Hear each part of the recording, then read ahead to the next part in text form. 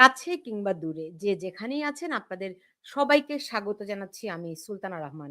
Doctor Mohammad ইউনূসের বিদায়ের ঘন্টা একরকম বেজে গেছে বলা চলে। কারণ সামগ্রিক যে পরিস্থিতি দেখা যাচ্ছে তাতে করে অ্যা মানে তার পক্ষে আর কতদিন এই সরকার কন্টিনিউ করা সম্ভব হবে এটি একটি অনেক বড় প্রশ্ন হয়ে দাঁড়িয়েছে। কারণ বিএনপি, এনসিপি, জামাত তারা এখন ভিন্ন, ভিন্ন কৌশলে অগ্রসর হচ্ছে। তবে তাদের এই কৌশলগুলো কি শুধুই আওয়ামী লীগকে ঠেকানো কিনা সেটি আবার আরেক প্রশ্ন। কারণ হচ্ছে আগামী ১৩ তারিখ যেদিন আন্তর্জাতিক অপরাধ ট্রাইব্যুনালে শেখ হাসিনার বিরুদ্ধে মামলার রায় ঘোষণা করার কথা রয়েছে, সেই দিনটিকে কেন্দ্র করে আওয়ামী লীগ এরই মধ্যে তারা কর্মসূচি ঘোষণা করেছে।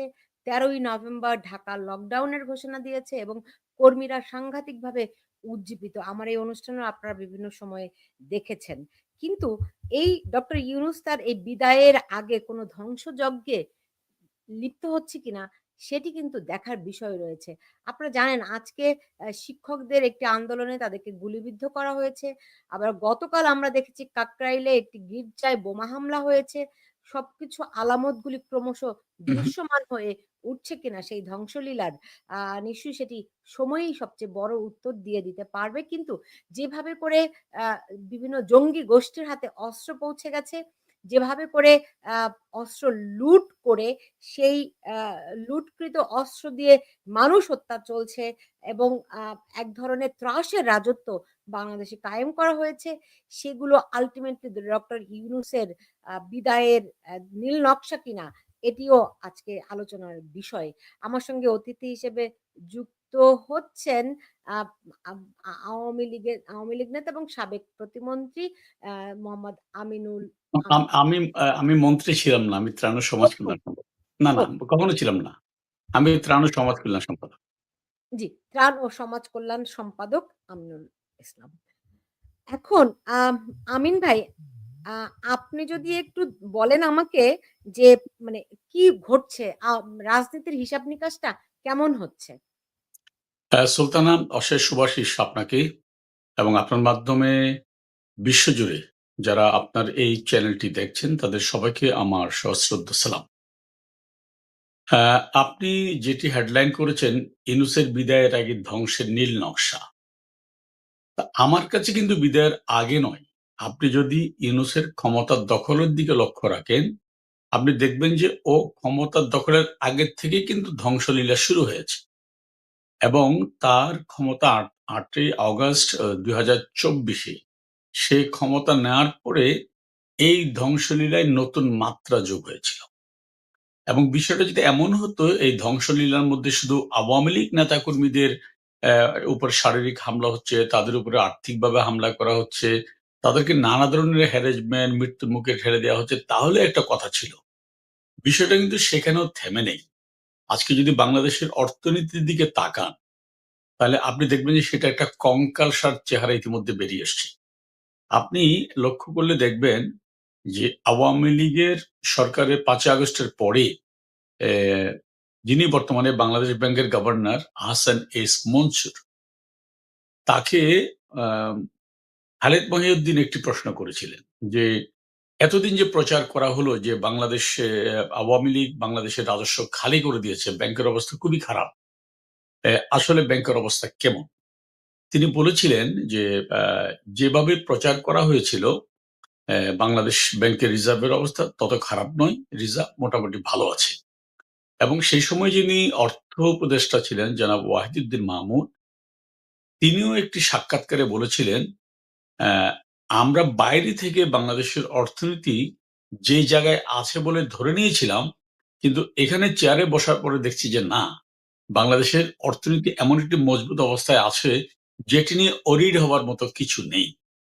এবং তাদের এই ২ জনের বক্তব্যগুলো পাশাপাশি দখলদার ইউনূস এবং তার কি বলব পাপেট আপনার জনাব দেবপ্রিয় বাবু। এই ২ জন কিন্তু সমানে এখনো অপপ্রচার করে যাচ্ছেন যে আওয়ামী লীগের ১৫.৫ বছরে দেশে দুর্নীতি ছাড়া কিচ্ছু হয়নি, টাকা পাচার ছাড়া কিচ্ছু হয়নি। খুব সঙ্গত একটি প্রশ্ন হচ্ছে কি, আওয়ামী লীগের আমলে যদি পাচার হয়ে থাকে প্রতি বছর $১৬ বিলিয়ন, তাহলে বর্তমান সরকার সে পাচার বন্ধ করেছে, পাচার বন্ধ হয়ে গেছে। তাহলে বন্ধ হয়ে গেলে তো এই $16 বিলিয়ন আমাদের অর্থনীতিতে যুক্ত হবার কথা। কিন্তু আসলে কি যুক্ত হয়েছে? এখন যেটা টোটাল গ্রস যে রিজার্ভ দেখানো হচ্ছে যে ৩১ বিলিয়ন, যেটা প্রকৃততে ২৪ বিলিয়ন। সেটা কেন? কারণ বাংলাদেশে এখন কোনো ইম্পোর্ট নাই। এবং বাংলাদেশের ধরেন যেই আ ইম্পোর্ট না থাকার কারণে আমদানির বিপরীতে যে বৈদেশিক মুদ্রাটা পরিশোধ করতে হয় সেটা পরিশোধ করতে হচ্ছে না। অন দ্যা আদার হ্যান্ড আপনার এই উম আ যে বিদেশে যে লোন বা যেটার কিস্তি পরিশোধ করার কথা, সেগুলো কিন্তু পরিশোধ করা নাই। যে কারণে এই জায়গায় আছে। আপনি ডিসেম্বরের পরে দেখবেন অবস্থা কোথায়। এবং এটা তো আওয়ামী লীগের কোনো দাবি নয়। আজকে ইন্টারন্যাশনাল মিডিয়া গুলো কোথায়? আইএমএফ বলছে নির্বাচিত সরকার ছাড়া আমরা তাদেরকে আর কোনো আর্থিক সহায়তা করব না। ফান্ডিং এ যাচ্ছি না। এবং সমস্ত আন্তর্জাতিক মিডিয়াগুলোতে নিউজ হচ্ছে বাংলাদেশের ইকোনমি ধ্বংসের মুখে গিয়ে দাঁড়িয়েছে। এবং যেখানে আওয়ামী লীগের বিরুদ্ধে এত ভয়াবহ প্রচার ছিল যে আমরা টোটালি ঋণের উপরে ভাসছি। অথচ বাস্তবতা হচ্ছে কি আওয়ামী লীগের ১৫ বছরে বাংলাদেশের ঋণ ছিল ২২ থেকে ২৪,০০০ কোটি টাকা। সেটি কিন্তু গত ১৪ মাসে বেড়ে উপনীত হয়েছে ২,০০,০০০ কোটি টাকার বেশি। তাহলে এইটি হচ্ছে মূল ধ্বংস একটা দেশকে। আমি কিন্তু ইউনূসের বিদায় নিয়ে আমার কোনো টেনশন নেই সুলতানা। কারণ আমি জানি এই দখলদারকে যেতেই হবে। পৃথিবীতে দখলদার কোনদিন কখনো কোথাও স্থায়ী আসন গাঁঠতে পারেনি না মানুষের হৃদয়ে না সরকারে। ইউনূসেরও সেই একই পরিণতি হবে। এটা নিয়ে আমার অরির না। আমি অরিরটা হচ্ছে ওই জায়গায়। বাংলাদেশের ইকোনমিটাকে তারা যেই অবস্থায় নিয়ে গিয়েছে, সেখান থেকে উদ্ধার করা সম্ভব হবে কিনা? সম্ভব হলেও সেটা কত কঠিন কাজ হবে। কারণ আপনি যদি একেবারে নির্মোহ জায়গা থেকে চিন্তা করেন যে আমি আওয়ামী লীগের নেতা সেটা বাদই দিলাম। আপনি দেখুন বাংলাদেশ স্বাধীন হয়েছে ৭১ সালের ১৬ই ডিসেম্বর। ২০০৮ সালে বাংলাদেশে বিদ্যুৎ উৎপাদন ক্ষমতা ছিল মাত্র ৩২০০ মেগাওয়াট। ৩৭ বছরে। ৩৭ বছরে মাত্র ৩২০০ মেগাওয়াট বিদ্যুৎ উৎপাদন ক্ষমতা ছিল। আর বঙ্গবন্ধু কন্যার দূরদর্শী এবং রাষ্ট্র চিন্তার কারণে আওয়ামী লীগ যখন ক্ষমতাচ্যুত হয়, এই জঙ্গি অভ্যুত্থানের মাধ্যমে, তখন কিন্তু আমাদের বিদ্যুৎ উৎপাদনের ক্যাপাবিলিটি ছিল ২৪,০০০ মেগাওয়াট। আপনি বলতে পারেন যে আপনি শুধু বিদ্যুতের কথা বলছেন কেন? কারণ বিদ্যুৎ ইস দ্য মেইন মানে আ মা ফেনোমেনন। বিদ্যুৎ হচ্ছে কমন একটা বিষয়। যেটি না থাকলে আপনার ইকোনমি ডেভেলপ হবে না। আপনার বিদ্যুৎ না থাকলে আপনার ইন্ডাস্ট্রি হবে না। ইন্ডাস্ট্রি না হলে আপনার কর্মসংস্থান হবে না। কর্মসংস্থান না হলে মানি সার্কুলেশন হবে না। এইটা হচ্ছে রিলেটেড ইন্ডাস্ট্রির সাথে। তাহলে এবং ২০০৮ সালে আমাদের মাথাপিছু ইনকাম ছিল $৫৭০।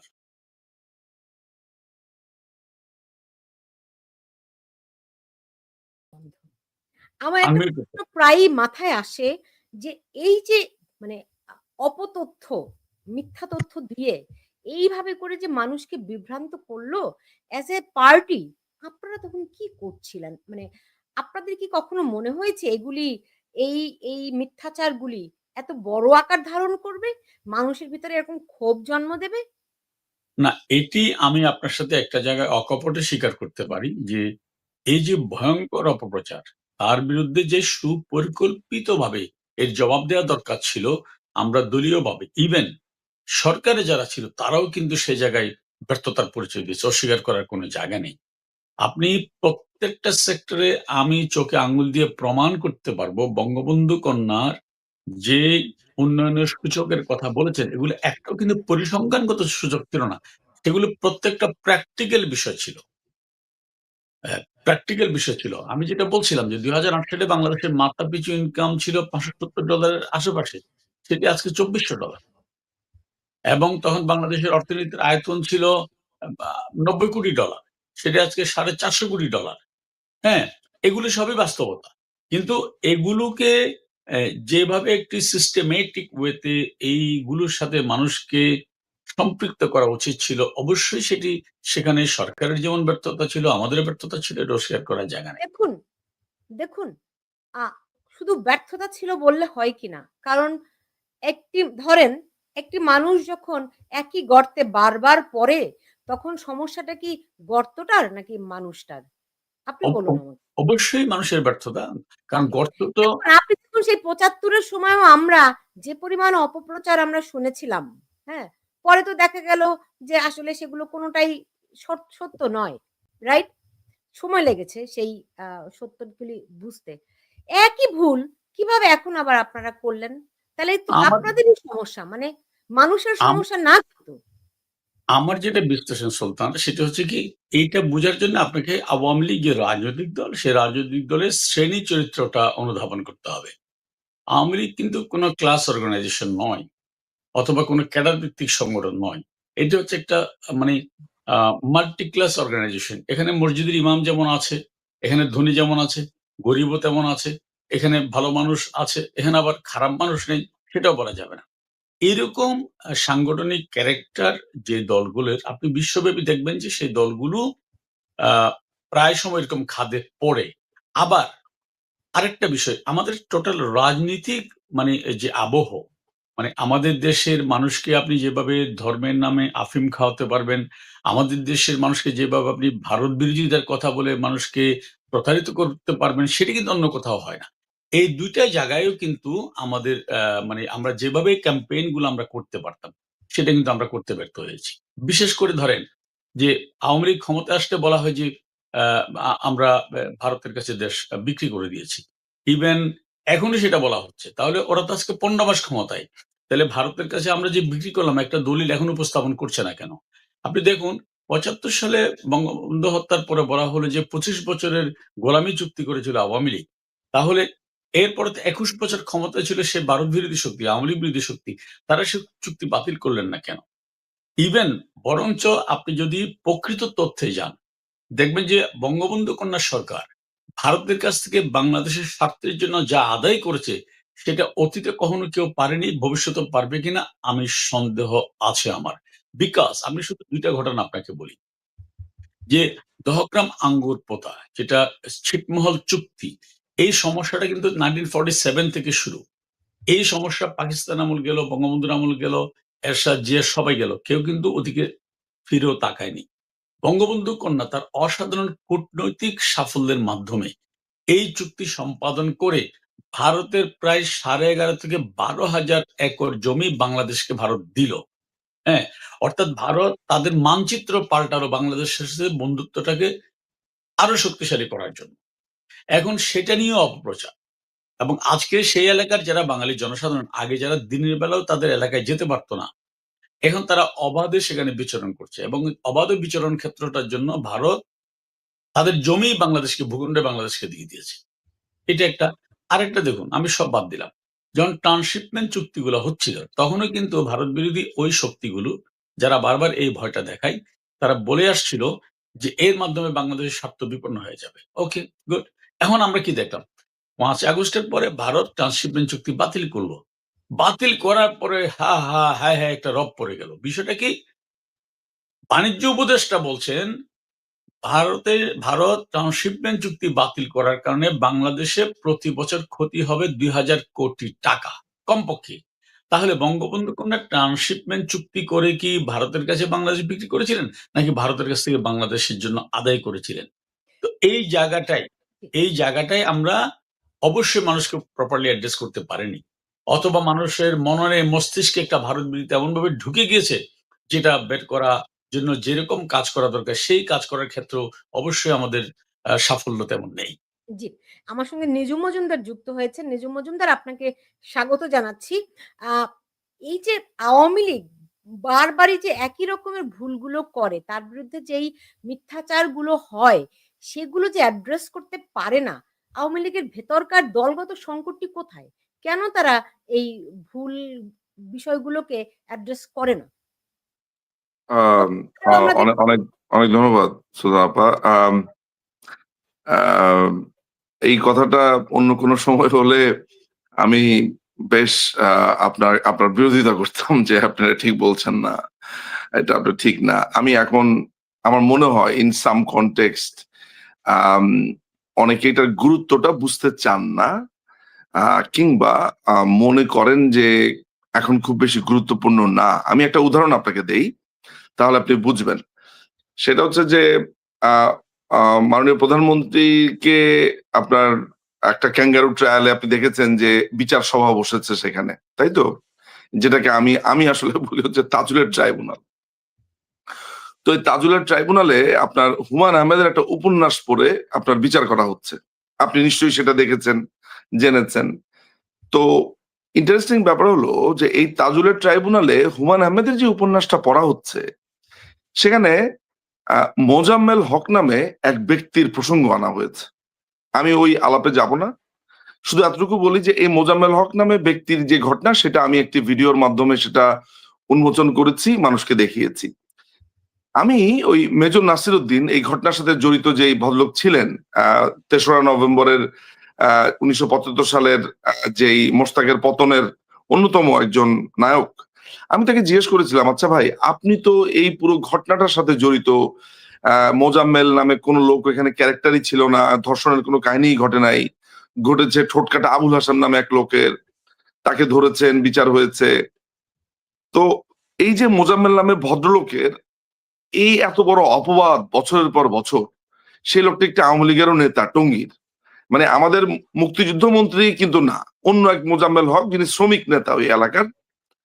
তো আমাকে নাসির ভাই একটা অদ্ভুত কথা বললেন, বলেন যে জানি না, আমি ওনার মধ্যে কোনো তাড়না লক্ষ্য করতে পাইনি। অর্থাৎ তিনি মনে করেছেন ধুর এগুলা বইলা কি হবে, হ্যাঁ এগুলা কে পড়ে, কয়জন পড়ে, নাম্বার ওয়ান। এইটা ছাড়া আমি আম, আমি আপনাকে কিভাবে সুনির্দিষ্টভাবে উদাহরণ দেই, যেমন ধরেন আম, যখন আমরা আমরা ক্ষমতাতে ছিলাম, সেখানে নানান ধরনের অপকর্ম হয়েছে, অপতথ্য এসেছে। যেমন ডালিমের, বঙ্গবন্ধুর অন্যতম খুনি ডালিম, তারপরে হচ্ছে যে এই ছাড়াও আপনার ফারুক রশিদ, তারা নানান ধরনের সাক্ষাৎকার দিয়েছে। এমনকি অনেক গ্রন্থ পুস্তক নানান রকমের বের হয়েছে, ছোট ছোট ছোট ছোট গল্প কাহিনী এগুলো নিয়ে। আমার কাছে মনে হয়েছে যে ইন সাম কনটেক্সট আমাদের দলের পক্ষ থেকে আহ, এই উত্তরগুলো দেওয়াকে মনে করে যে সময়ের অপচয়, ধুত মানুষ তো এগুলো জানেই, এই ধরনের একটা টেন্ডেন্সি আমি অনেকের কাছে লক্ষ্য করেছি। আমি অবশ্য এইভাবে কথাটা বললে মনে হতে পারে যে এটা সবাই মনে হয় এইভাবে ভাবে, যেমন আমিও তো দলের একজন সমর্থক, আমি তো এইভাবে ভাবি না, কিন্তু দলীয় ভাবে সেটার কোনো ধরনের আমি কিন্তু বেকার। আহ, যখন পদক্ষেপ না দেখি তখন কিন্তু আমাকে তখন এটা বলতে হয় যে হয়তোবা দলীয় ভাবে এগুলাকে গৌণ করে ভাবে। যেমন ধরেন রক্ষী বাহিনীর ব্যাপারে আমাদের আমাদের আমাদেরকে আমাদের এই রক্ষী বাহিনীকে কেন্দ্র করে আমাদের নামে অনেক অপপ্রচার আছে।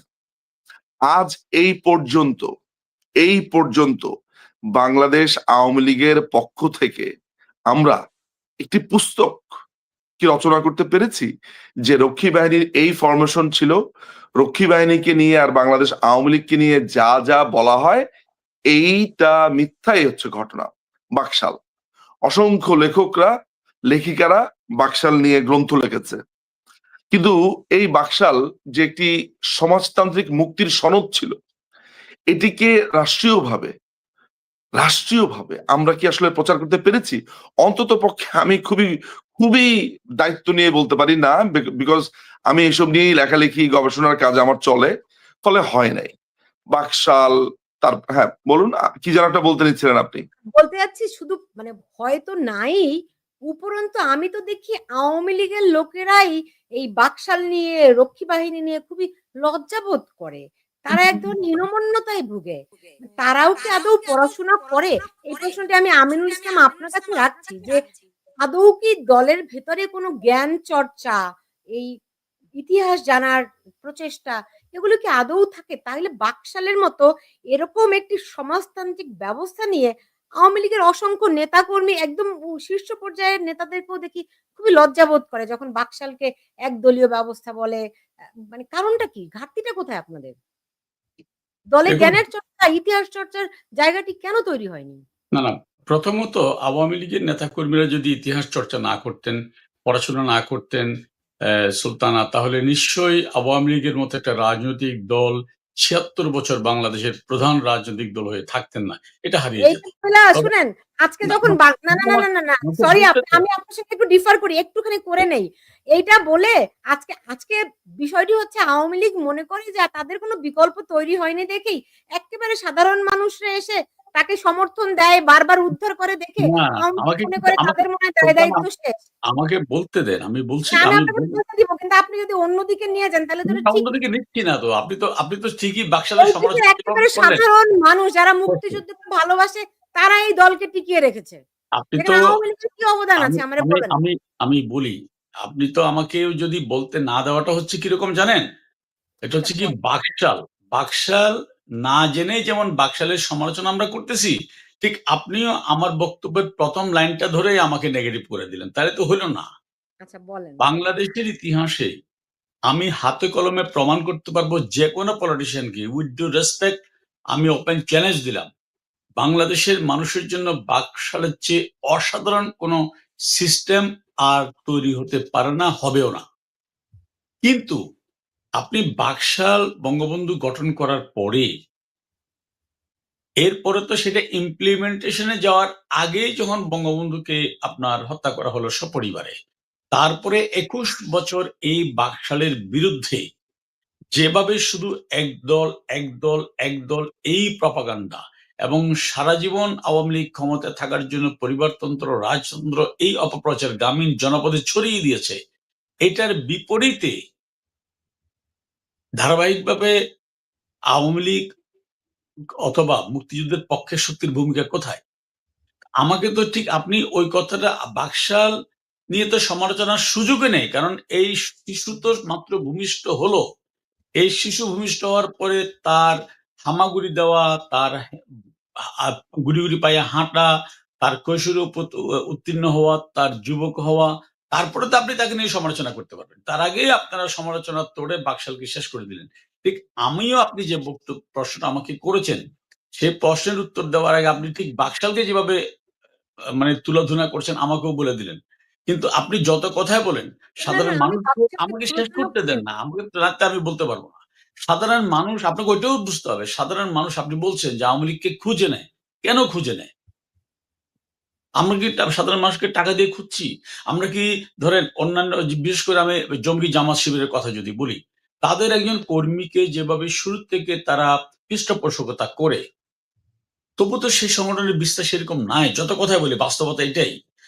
৯২ ভাগ মুসলমানের দেশে সেই কবে ১৯৩৭ সালে জামাতের প্রতিষ্ঠা। তো তারা যদি মানুষকে ধারণ করতে পারতেন, বাংলাদেশে তারাই ১ নম্বর দল হওয়ার কথা। তারা কোথায়? আর আওয়ামী লীগ যদি মানুষকে ধারণ করতে না পারত, অবশ্যই আওয়ামী লীগ হারিয়ে যেত। তবে আমি ওই জায়গায় আপনার সাথে একমত। আমার কোনো সন্দেহ নেই সেটা বলার। আওয়ামী লীগের নেতা হলো।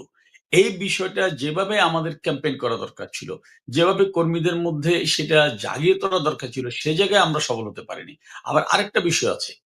আমরা যেহেতু বাকশাল সিস্টেমে এখন নাই, সে কারণেও অনেক ক্ষেত্রে আমাদের বাকশাল সম্পর্কে মানুষকে প্রপারলি সজাগ করা বা সচেতন করার জন্য যে কাজটুকু, সে কাজটুকু নেওয়া হয়নি। বাট আমি যেকোনো জায়গায়, যেকোনো ক্ষেত্রে আমি বাকশালের শুধু থিওরি না, এবং আমি মনে করি আজকে যে মালয়েশিয়া এই জায়গায় আসছে, সেটা বাকশাল সিস্টেম। আপনি খবর নিয়ে দেখেন। মালয়েশিয়ার স্বাধীনতার পরে শুধু তাই না, আপনি ২য় বিশ্বযুদ্ধের পরে কি হলো? ২য় বিশ্বযুদ্ধের পরে জাপান, ওরা সমস্ত দলগুলো বসে সিদ্ধান্ত নিল যে না, আমরা যুদ্ধ করে শেষ হয়ে গেছি। নাও আমাদের কোন দল লাগবে না, নির্বাচন লাগবে না, কিছুই লাগবে না। আমরা সবাই মিলে আমার দেশটাকে গড়ে তুলবো। আজকে সেই জায়গায় জাপান এখানে এসছে। And same Vietnam. তো বঙ্গবন্ধু ওই জায়গাটায় গিয়েছিলেন। কিন্তু তাকে তো অঙ্কুরে শেষ করে দেয়া হলো। শিশু ভূমিষ্ঠ হওয়ার সাথে, সাথে গলা টিপে হত্যা করা হলো। তারপর বলা হচ্ছে এই আমি শিশুটা আমি দেখুন, আমি আলোচনাটা শুরু করেছিলাম ওই জায়গাটিতে। বাকশাল নিয়ে তো আজকে আমার আলোচনা করার কথা নয় যে কেন আওয়ামী লীগ দলটি বারবার একই ভুল করে, কেন আমি মিথ্যাচারের তো ফাঁদে তারা বারবার পড়ে। এটি না, না, তো ওই মিথ্যাচারদের সমস্যা না, এটি তো দলগত সমস্যা। কারণ আমি তো তারা আমার বারবারই একই ভুলে পড়ে। এই প্রশ্নের উত্তর তো আমি দিয়েছি আগে। জি, আপনি দিয়েছেন। আমার মনে হয় না যে এটা নিয়ে আবার এটা আবার চর্বিত রাইট। চর্বণ করার যৌক্তিকতা আছে মনে করি। নিজুম মজুমদার, অনেকেই জানতে চাচ্ছে ১৩ তারিখে কি হবে? কি হবে ১৩ তারিখে? তেরো তারিখের ব্যাপারটা বলার আগে আমার লাস্ট কোশ্চেনটার উত্তর আপনাকে আমি আসলে তো পুরোপুরি দেইনি, আপনি একটু থামিয়েছেন। আমি নিজে আমার আমার কিন্তু আমার আমার নিজের প্রকাশিত 5টি বই আছে, এবং এই 5টি বই হচ্ছে মূলত বলা যেতে পারে প্রোপাগান্ডার জবাব আসলে। যেমন আমার প্রথম 3টি বই হয়েছে আন্তর্জাতিক অপরাধ ট্রাইব্যুনালের উপরে। এই আন্তর্জাতিক অপরাধ ট্রাইব্যুনাল যখন এই রাজাকার আলবদরদের বিচার হচ্ছিল, তখন সেই সময়কার যত রকমের প্রোপাগান্ডা আছে সেগুলোর জবাব, আইনি কাঠামোর বর্ণনা, এরপরে আপনার ইন্ডেমনিটি অধ্যাদেশ,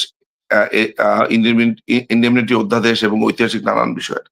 আমার অভিজ্ঞতাটা হচ্ছে এমন, সেটা হচ্ছে যে আমি আসলে আম খুব কাঠগড়াতে না, আমি যেহেতু নিজেই বাংলাদেশ আওয়ামী লীগের একজন সমর্থক, ফলে আমার নিজেরও একটা দায়িত্ববোধের জায়গা আমি অনুভব করি, এবং এরকম দায়িত্ববোধের জায়গা থেকে যেটা হয়েছে সেটা হলো যে অসংখ্য মুক্তিযুদ্ধের পক্ষের যারা শক্তি আছে, সমর্থক আছে, তারা এই প্রশ্নগুলোর উত্তর দিয়েছে, লিখেছে, লেখার চেষ্টা করেছে।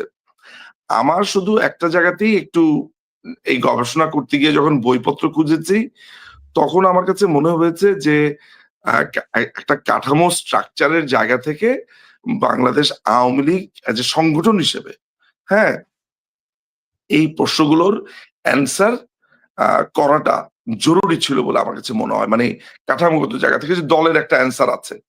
দলের একটা অ্যান্সার কিন্তু কখনো আমি পাইনি। হয়তোবা সেটা না পাওয়ার একটা কারণ আছে, যেহেতু অসংখ্য কবি, সাহিত্যিক, বুদ্ধিজীবী, লেখকরা লিখেছে, সেটা একটা কারণ হতে পারে।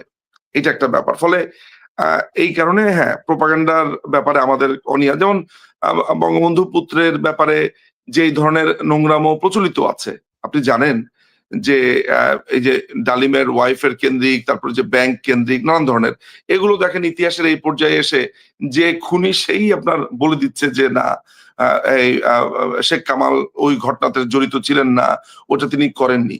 ঐতিহাসিকভাবে এগুলো মুছে যাচ্ছে, দ্যাটস অলসো ট্রু। কিন্তু একই কথা যে আজকে 54 বছর কেন লাগবে, 50 বছর কেন লাগবে, আমরা কেন এই 50 বছরে করতে পারি নাই? আমি আমি ব্যক্তিগতভাবে অ্যাজ এ সমর্থক হিসেবে আমার দলের এই টেন্ডেন্সিটা আমি দেখি নাই। এটা হচ্ছে আমি দেখি নাই। এটা হচ্ছে আমার এটা আমার এটা আমার আমার দেখার এটা জায়গা। আপনি আগের কিন্তু কথা বললেন, ৭৫ এর আগের কথা বললেন। কিন্তু বর্তমানে বলা হয় যে শেখ হাসিনা দুর্নীতি করেছেন, শেখ রেহানা দুর্নীতি করেছেন, সজীব ওয়াজেদ জয়ের দুর্নীতির কথা বলা হয়। এগুলির ব্যাপারেও কি দল কোনো অ্যাড্রেস করেছে?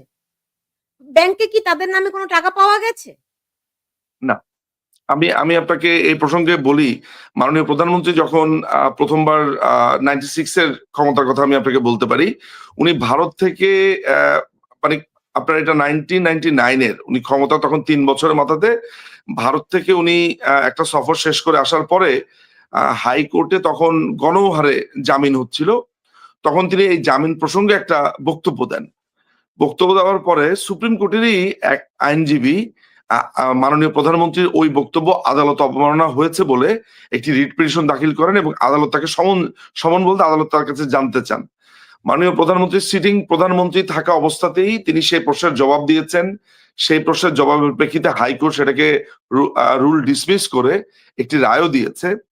কিন্তু এই ঘটনাকে কেন্দ্র করে আমি অন্ততপক্ষে মানে এই গোটা ৫০ আমি লন্ডনে যখন টক শো গুলো আমি করতাম, আমি ফেস করেছি লন্ডনের বিভিন্ন নেতা আমাকে বলেছে যে আপনাদের নেত্রীকে তো রং হেডেড বলেছে, আপনাদের নেত্রীকে তো এই কথা বলেছে আদালত। তো আমি মানে এই যখন আপনার একাধিকবার আমাকে এই কথা বলা হলো, তখন আমি এই খুঁজে বের করে এটা ভাবার চেষ্টা করলাম যে কোন জায়গাতে রং হেডেড বলেছে, ঘটনাটা আসলে কি। খুঁজতে আপনার এটা মনে হয় 42 ডিএলআর হবে বা 50 ডিএলআর হবে। আমি এই মুহূর্তে আমার ডিএলআর এর সংখ্যাটা মনে নেই। আমি সেই মামলার রায়টি বের করলাম। রায়টি বের করার পরে আমি তাজ্জব হয়ে গেলাম যে সেখানে রং হেডেড বলে একটা শব্দ আছে বটে, কিন্তু কমপ্লিটলি অন্য একটা কনটেক্সটে বিচারপতি কথাটা বলেছেন।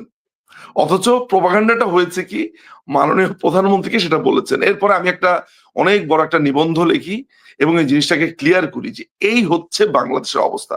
ফলে এরকম অনেক এই যে আমি কথাটা বললাম, এই কথাটা হয়তো বা রাজনৈতিক ক্ষেত্রে অনেকে পাত্তাও দিবে না। কিন্তু আজকে এসে আমরা বুঝতে পারি যে ছোট অনেকগুলো ঘটনা মানুষের সাথে ঘুরিত চলিত দেখি যে কিভাবে গল্পের গরু ওদের মানে এই পারসেপশনের মধ্যে এসে এটা মানে এটা ডাইনোসর হয়ে গেছে আসলে, বুঝতে পারছেন? মানে রাজার গরুর একটা গরুর একটা মৃত বাচ্চা হয়েছে, সেইটা কিভাবে রাজার একটা কাক হয়েছে সেই গল্পের মতো একটা ব্যাপার। যাই হোক, 13 তারিখে কি হবে আপনি সে প্রশ্নটি করেছেন, এটার জন্য মনে হয় এখানে আমিন ভাই আছে। তিনি যেহেতু দলকে রিপ্রেজেন্ট করেন, তার সাংগঠনিকভাবে তিনি একটি অবস্থান, ফলে এই কথাটা উনি বলতে পারবে। অ্যাজ এ সমর্থক হিসেবে আমি আপনাকে যে কথাটা বলতে পারি, দেখেন, শুধু এই 13 তারিখ না, আপনি তো এই 13 তারিখ খালি শুনলেন। এই 13 তারিখ থেকে শুরু করে অনেক কিছুই হবে। এর কারণ হচ্ছে যে গত একটি বছর এই দেশকে এই দখলদার অবৈধ এই টোকাই এরা যেইভাবে জ্বালিয়েছে এবং যেভাবে জ্বালাচ্ছে, যেভাবে এই দেশটাকে ধ্বংসের শেষ প্রান্তে নিয়ে গেছে, সেটি অর্থনৈতিকভাবে বলেন, সামাজিকভাবে তো এমন বিভেদ রেখা হয়েছে। আমি প্রতিদিনই বলি যে এখানে গৃহযুদ্ধ শুরু হয়েছে। আপনারা সেই সাইলেন্ট গৃহযুদ্ধ আসলে আপনারা খুব সম্ভবত দেখতে পান না। আমি তো গৃহযুদ্ধ দেখতে পাই, পরিষ্কার বিভাজন আমি লক্ষ্য করেছি, সোমালিয়ান, সুদান, এই ধরনের ট্রাইবে যে সমস্যা সেগুলোর মতো। ফলে এরকম একটা অবস্থাতে বাংলাদেশ আওয়ামী লীগই শেষ পর্যন্ত অ্যান্সার। আমি বারবারই বলেছি যে বাংলাদেশ আওয়ামী লীগ যেমন প্রশ্ন, বাংলাদেশ আওয়ামী লীগ হচ্ছে উত্তর। এবং এই 13 তারিখে যেই মহাবিপ্লবের কথা আমরা বলছি, যেই জনগণের যেই স্রোতের কথা আমরা বলছি, যে এই অবৈধ দখলদারের বিরুদ্ধে ফুঁসে ওঠার, আমার ব্যক্তিগত ধারণা যে এটি জনগণের প্রত্যাশিত ডাককেই বাংলাদেশ আওয়ামী লীগ সাংগঠনিকভাবে বলেছে। এটা যদি আপনি মনে করে থাকেন যে বাংলাদেশ আওয়ামী লীগ ডাক দিয়েছে, বাংলাদেশ আওয়ামী লীগ বলছে আসার জন্য 13 তারিখে, আপনি ভুল, এই ব্যাখ্যাটাও ভুল। জনগণ যা চাইছে বাংলাদেশ আওয়ামী লীগ তাদের পক্ষ হয়ে রাস্তায় নামতে বলছে। এটাই জি, হচ্ছে 13 তারিখ। 13 তারিখ জনগণের ডাক। জি। জনাব আমিনুল ইসলাম, আপনি দেখতে পাচ্ছেন যে আজকে বিএনপি নেতা সালাউদ্দিন আহমেদ বলেছেন আওয়ামী লীগের 13 তারিখের কর্মসূচি শুনে তার নাকি হাসি পেয়েছে। এমন একটি কথা শোনা যাচ্ছে। আ আসলে 13 তারিখে কি হবে? কি কর্মসূচি? ঢাকা লকডাউন বাস্তবায়নের জন্য আপনারা কি করছেন? ইতিমধ্যে কিন্তু গোটা বাংলাদেশে 13 তারিখকে কেন্দ্র করে একটা বলা যাচ্ছে একটা আ থ্রিলিং সিচুয়েশন কিন্তু তৈরি হয়েছে। প্রতিদিনই শত, শত ফোন পাচ্ছি। দলের কর্মীরা ফোন করছে তা নয়। একেবারে সাধারণ খেটে খাওয়া অনেকেও ফোন করছে। তাদের বক্তব্য হচ্ছে কি, আমাদের পিঠ দেয়ালে ঠেকে গেছে। আমাদের আর পেছনে ফেরার জায়গা নেই। কারণ আমাদের কাছে শেখ হাসিনা আর আওয়ামী লীগের নেতা নয়। আমাদের কাছে শেখ হাসিনা এখন বাঁচার অবলম্বন। আর এই দখলদার জঙ্গি সরকার একটা ফরমায়েশি রায় দিয়ে তাকে ফাঁসির নির্দেশ দিবে, আমরা ঘরে বসে ঘুমাবো, সে জীবন আমাদের দরকার নেই। আমরা আমাদের সর্বোচ্চটা দিয়ে আমরা ট্রাই করব এবং আমরা এর প্রতিবাদ জানাবো। এবং আপনি যেটা বললেন যে জনাব শিলং সালাউদ্দিন যেটি বলেছেন, উনি তো অনেক কথাই বলছেন। আবার ওনাকে নিয়ে এই চিলড্রেন পার্টির নেতারাও কিন্তু অনেক কথা বলছেন। আপনার মনে থাকার কথা, উনি কদিন আগে একটা সাংবাদিক সম্মেলনে বলেছিলেন যে আওয়ামী লীগের কর্মীরা এক জায়গায় জয় বললে ১.৫ মাইল দূরে গিয়ে বলে বাংলা। তো এটা শুনে আমি একটু গায়ে চিমটে দিলাম। আরে বলে কি? একটা মানুষ এত অন্ধ কি করে হয়? অন্ধ হলেই কি প্রলয় বন্ধ হবে? আওয়ামী লীগের কর্মীরা আজকে গত ১৫ মাসে, সুলতান আপনি দেখেছেন, একজন আওয়ামী লীগ কর্মী দেখাতে পারবেন যাকে পুলিশ গ্রেপ্তার করার পরে সে বলেছে ভাই আমি আর কোনোদিন আওয়ামী লীগ করবো না, আমি জয় বাংলার লোক নয়, আমাকে ছেড়ে দেন, একজন দেখাতে পেরেছেন? আওয়ামী লীগকে সামরিক ফরমানের মতো একটা ফরমান বলে নিষিদ্ধ করেছে। বিএনপি কিন্তু আওয়ামী লীগের ১৫.৫ বছর ধরে ১৫ সেকেন্ডের জন্য নিষিদ্ধ রাজনৈতিক দল ছিল না। তবু কি বিএনপির মিছিল আপনারা দেখেছিলেন? বিশেষ করে ১৪ সালের পর থেকে মাঝে মধ্যে ভোরবেলা ২-৪ মিনিটের জন্য একটা মিছিল করতেন। তারপরে মুহূর্তের মধ্যে হাওয়া। আজকে সেই দলের নেতা যদি বলে যে আমার হাসি পায়, ওনাকে হাসতে দিন। মানুষের কাছে তারা কোন জায়গায় গিয়ে ঠেকেছে, এটা ওই চিলড্রেন পার্টির একজন নেতা বলেছেন। এতদিন বিএনপিকে প্রথম আমরা জমজমের পানি দিয়ে গোসল করিয়েছিলাম, কাজ হয়নি।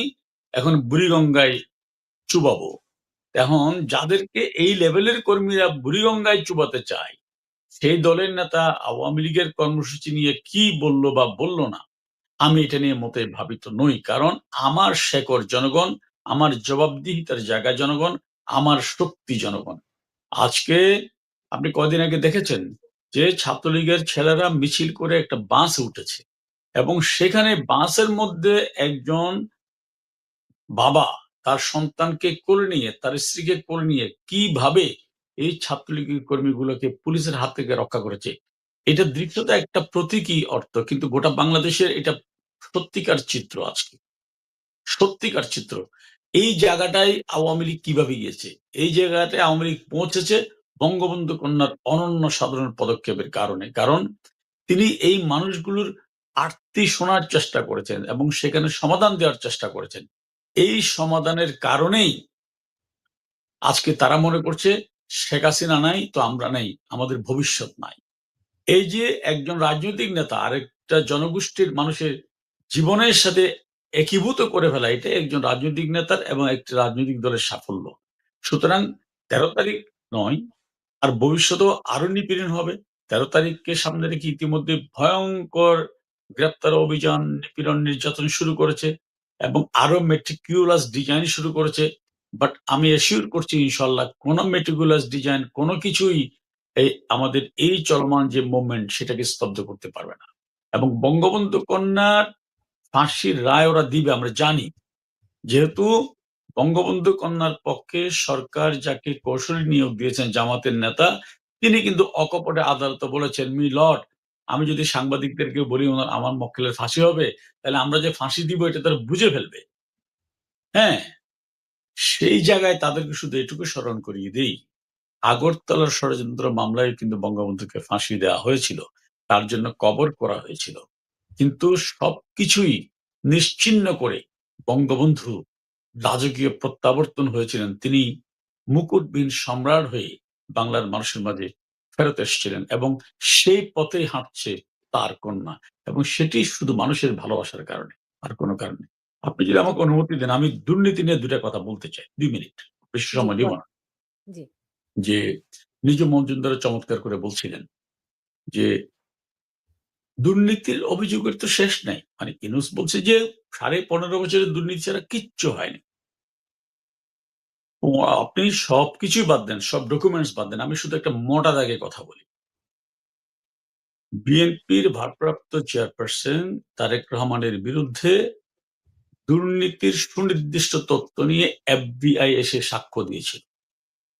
তার ছোট ভাই জনাব আরাফাত রহমান কুকু, যিনি প্রয়াত, তার জন্য আল্লাহর কাছে আমি জান্নাতের প্রার্থনা করছি। তার পাচার করা টাকা বাংলাদেশে ফেরত এসেছিল। বঙ্গবন্ধু পরিবারকে দুর্নীতিগ্রস্ত প্রমাণ করার এই নোংরা খেলা নতুন করে শুরু হয়েছে পদ্মা সেতু সময় থেকেই। কিন্তু কানাডার আদালত, বাংলাদেশের আদালত নয়, কানাডার আদালত বলেছে এখানে দুর্নীতির কোনো চিহ্ন পাওয়া যায়নি এবং আজ অবধি কোনো কিছু প্রমাণ করতে পারেনি। অথচ বঙ্গবন্ধু কন্যার আরেকটি অংশ, ব্রিটেনের মন্ত্রী টিউলিপ সিদ্দিকী, তার বিরুদ্ধে দুর্নীতির অভিযোগ আসলো। তিনি একেবারে খুব দৃঢ় চিত্ত নিয়ে তিনি সেখান থেকে রিজাইন করলেন, যাতে মানে সর্বোচ্চ নিরপেক্ষ জায়গা থেকে দুর্নীতির বিরুদ্ধে তদন্ত হতে পারে। সেটা হলো, হবার পরে ব্রিটেনের সেই তদন্ত সংস্থা রিপোর্ট দিয়েছে টিউলিপ সিদ্দিকীর বিরুদ্ধে দুর্নীতি দূরের কথা, দুর্নীতির লেশ মাত্র আমরা পাইনি। এটি হচ্ছে বঙ্গবন্ধু পরিবারের চরিত্র এবং আরেকটি পরিবারের চরিত্র। সুতরাং ওরা যেমন আপনার এটি বঙ্গবন্ধুর বিরুদ্ধে কিন্তু হয়েছিল। ৭৫ সালেও কিন্তু বঙ্গবন্ধু সারা পৃথিবীতে কোথায়, কোথায় অ্যাকাউন্ট আছে সেগুলো চেক করা হয়েছিল। বঙ্গবন্ধুর বাংলাদেশের অ্যাকাউন্টে, আত্মীয়স্বজনের অ্যাকাউন্টে কি আছে চেক করা হয়েছিল। কিন্তু কিচ্ছু পায়নি। কিন্তু এখানেও সেটিই হবে। মুখে শুধু গল্প সাজাতে পারবেন, কোন প্রমাণ দিতে পারবেন। জি। নিজুম মজুমদার, আ আ বাংলাদেশের রাজনীতিতে কি এখন নতুন মেরুকরণ দেখতে পাচ্ছেন কিনা? আমি দেখি যে জামায়াতের সঙ্গে এনসিপির একটা কৌশলগত অবস্থান হচ্ছে। অন্যদিকে বিএনপি কিছু জোটবদ্ধ হওয়ার চেষ্টা করছে। তারা কি সব এই আওয়ামী লীগের আগমন ঠেকানোর জন্য এগুলো করছে নাকি অন্য ভিন্ন কিছু আছে?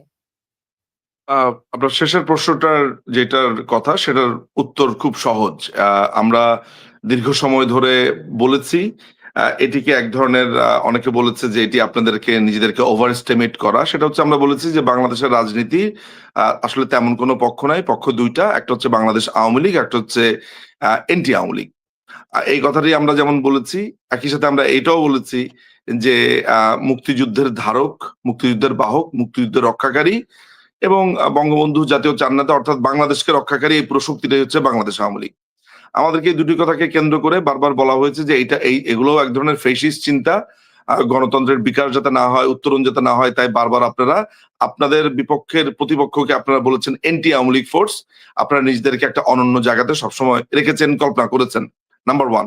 নাম্বার টু, মুক্তিযুদ্ধের কথাও তারা এটা বলেছে। আজকে এই 15 মাসে বা 14 মাসে আজকে যেটা প্রমাণিত হয়েছে যে মুক্তিযোদ্ধাদের গলাতে যখন জুতার মালা, যখন জাতীয় চার নেতার ভাস্কর্য ভেঙে ফেলা হয়েছে, মুক্তিযোদ্ধাদেরকে যখন জেলে পোড়া হয়েছে, যখন আপনি জয় বাংলা বলতে পারছেন না, মুক্তিযুদ্ধের বই কিনতে পারছেন না, মুক্তিযুদ্ধের কথা বলতে পারছেন না, আপনার যখন জিন্নার এখানে মৃত্যুবার্ষিকী, জন্মবার্ষিকী পালিত হচ্ছে, যখন আইএসআইয়ের এজেন্ট থেকে শুরু করে পাকিস্তানের সাথে ফেডারেশনের চিন্তা করা হচ্ছে, মানে সোজা কথা হচ্ছে যে এগুলো আমি বলাটা হচ্ছে বাতুলতা আর আমার সময় নষ্ট।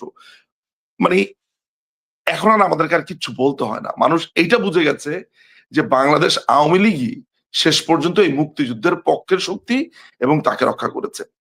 একইভাবে আপনি আজকে যে ফোর্স গুলোর কথা বললেন, এরা সবাই হচ্ছে অ্যান্টি আওয়ামী লীগ ফোর্স। উত্তর হচ্ছে ইয়েস। আওয়ামী লীগকে খেয়াল করে দেখবেন গত এই একটি বছরে যখনই কোনো ধরনের আওয়ামী লীগ মাথাচাড়া দিয়ে উঠেছে, আওয়ামী লীগ যখন একটা আন্দোলনের কথা বলেছে, এমনকি মাননীয় প্রধানমন্ত্রী যখন ছাত্রলীগের সাথে একটি সামান্য অনলাইন একটা মিটিং করেছে, যেটি পাবলিক মিটিং, যেখানে ছাত্রদেরকে শুভকামনা জানানো হয়েছে, তাদের কথাই মাননীয় প্রধানমন্ত্রী কিন্তু বলেছেন যে তারা তো কোনো অন্যায় করেনি, তাদেরকে যারা ভুল বুঝিয়েছে তারা। সেই নিরীহ ভাষণের সময় আপনার ঐতিহাসিক 32 নাম্বারটা ভেঙে দেওয়া হয়েছে। এই বাঙালি জাতির যদি মানে কোন ধরনের বেদনা থেকে থাকে, সম্মিলিত বেদনা, একেবারে দলমত নির্বিশেষে সম্মিলিত বেদনা, আমি বিশ্বাস করেন আমি বিএনপির সমর্থকদেরকে দুঃখ পেতে দেখেছি অনেক। যারা ধরেন জ্বালাও পোড়াও করেন, আছে না, বিএনপিরও তো লোকজন আছে যারা দেশের বাইরে থাকে, পড়াশোনা করেছে, শিক্ষিত একটা অংশ আছে, তারাও কিন্তু বলেছে যে এইটা তাদের কাছে একটা অবিশ্বাস্য ঘটনা ছিল 32 নম্বরের।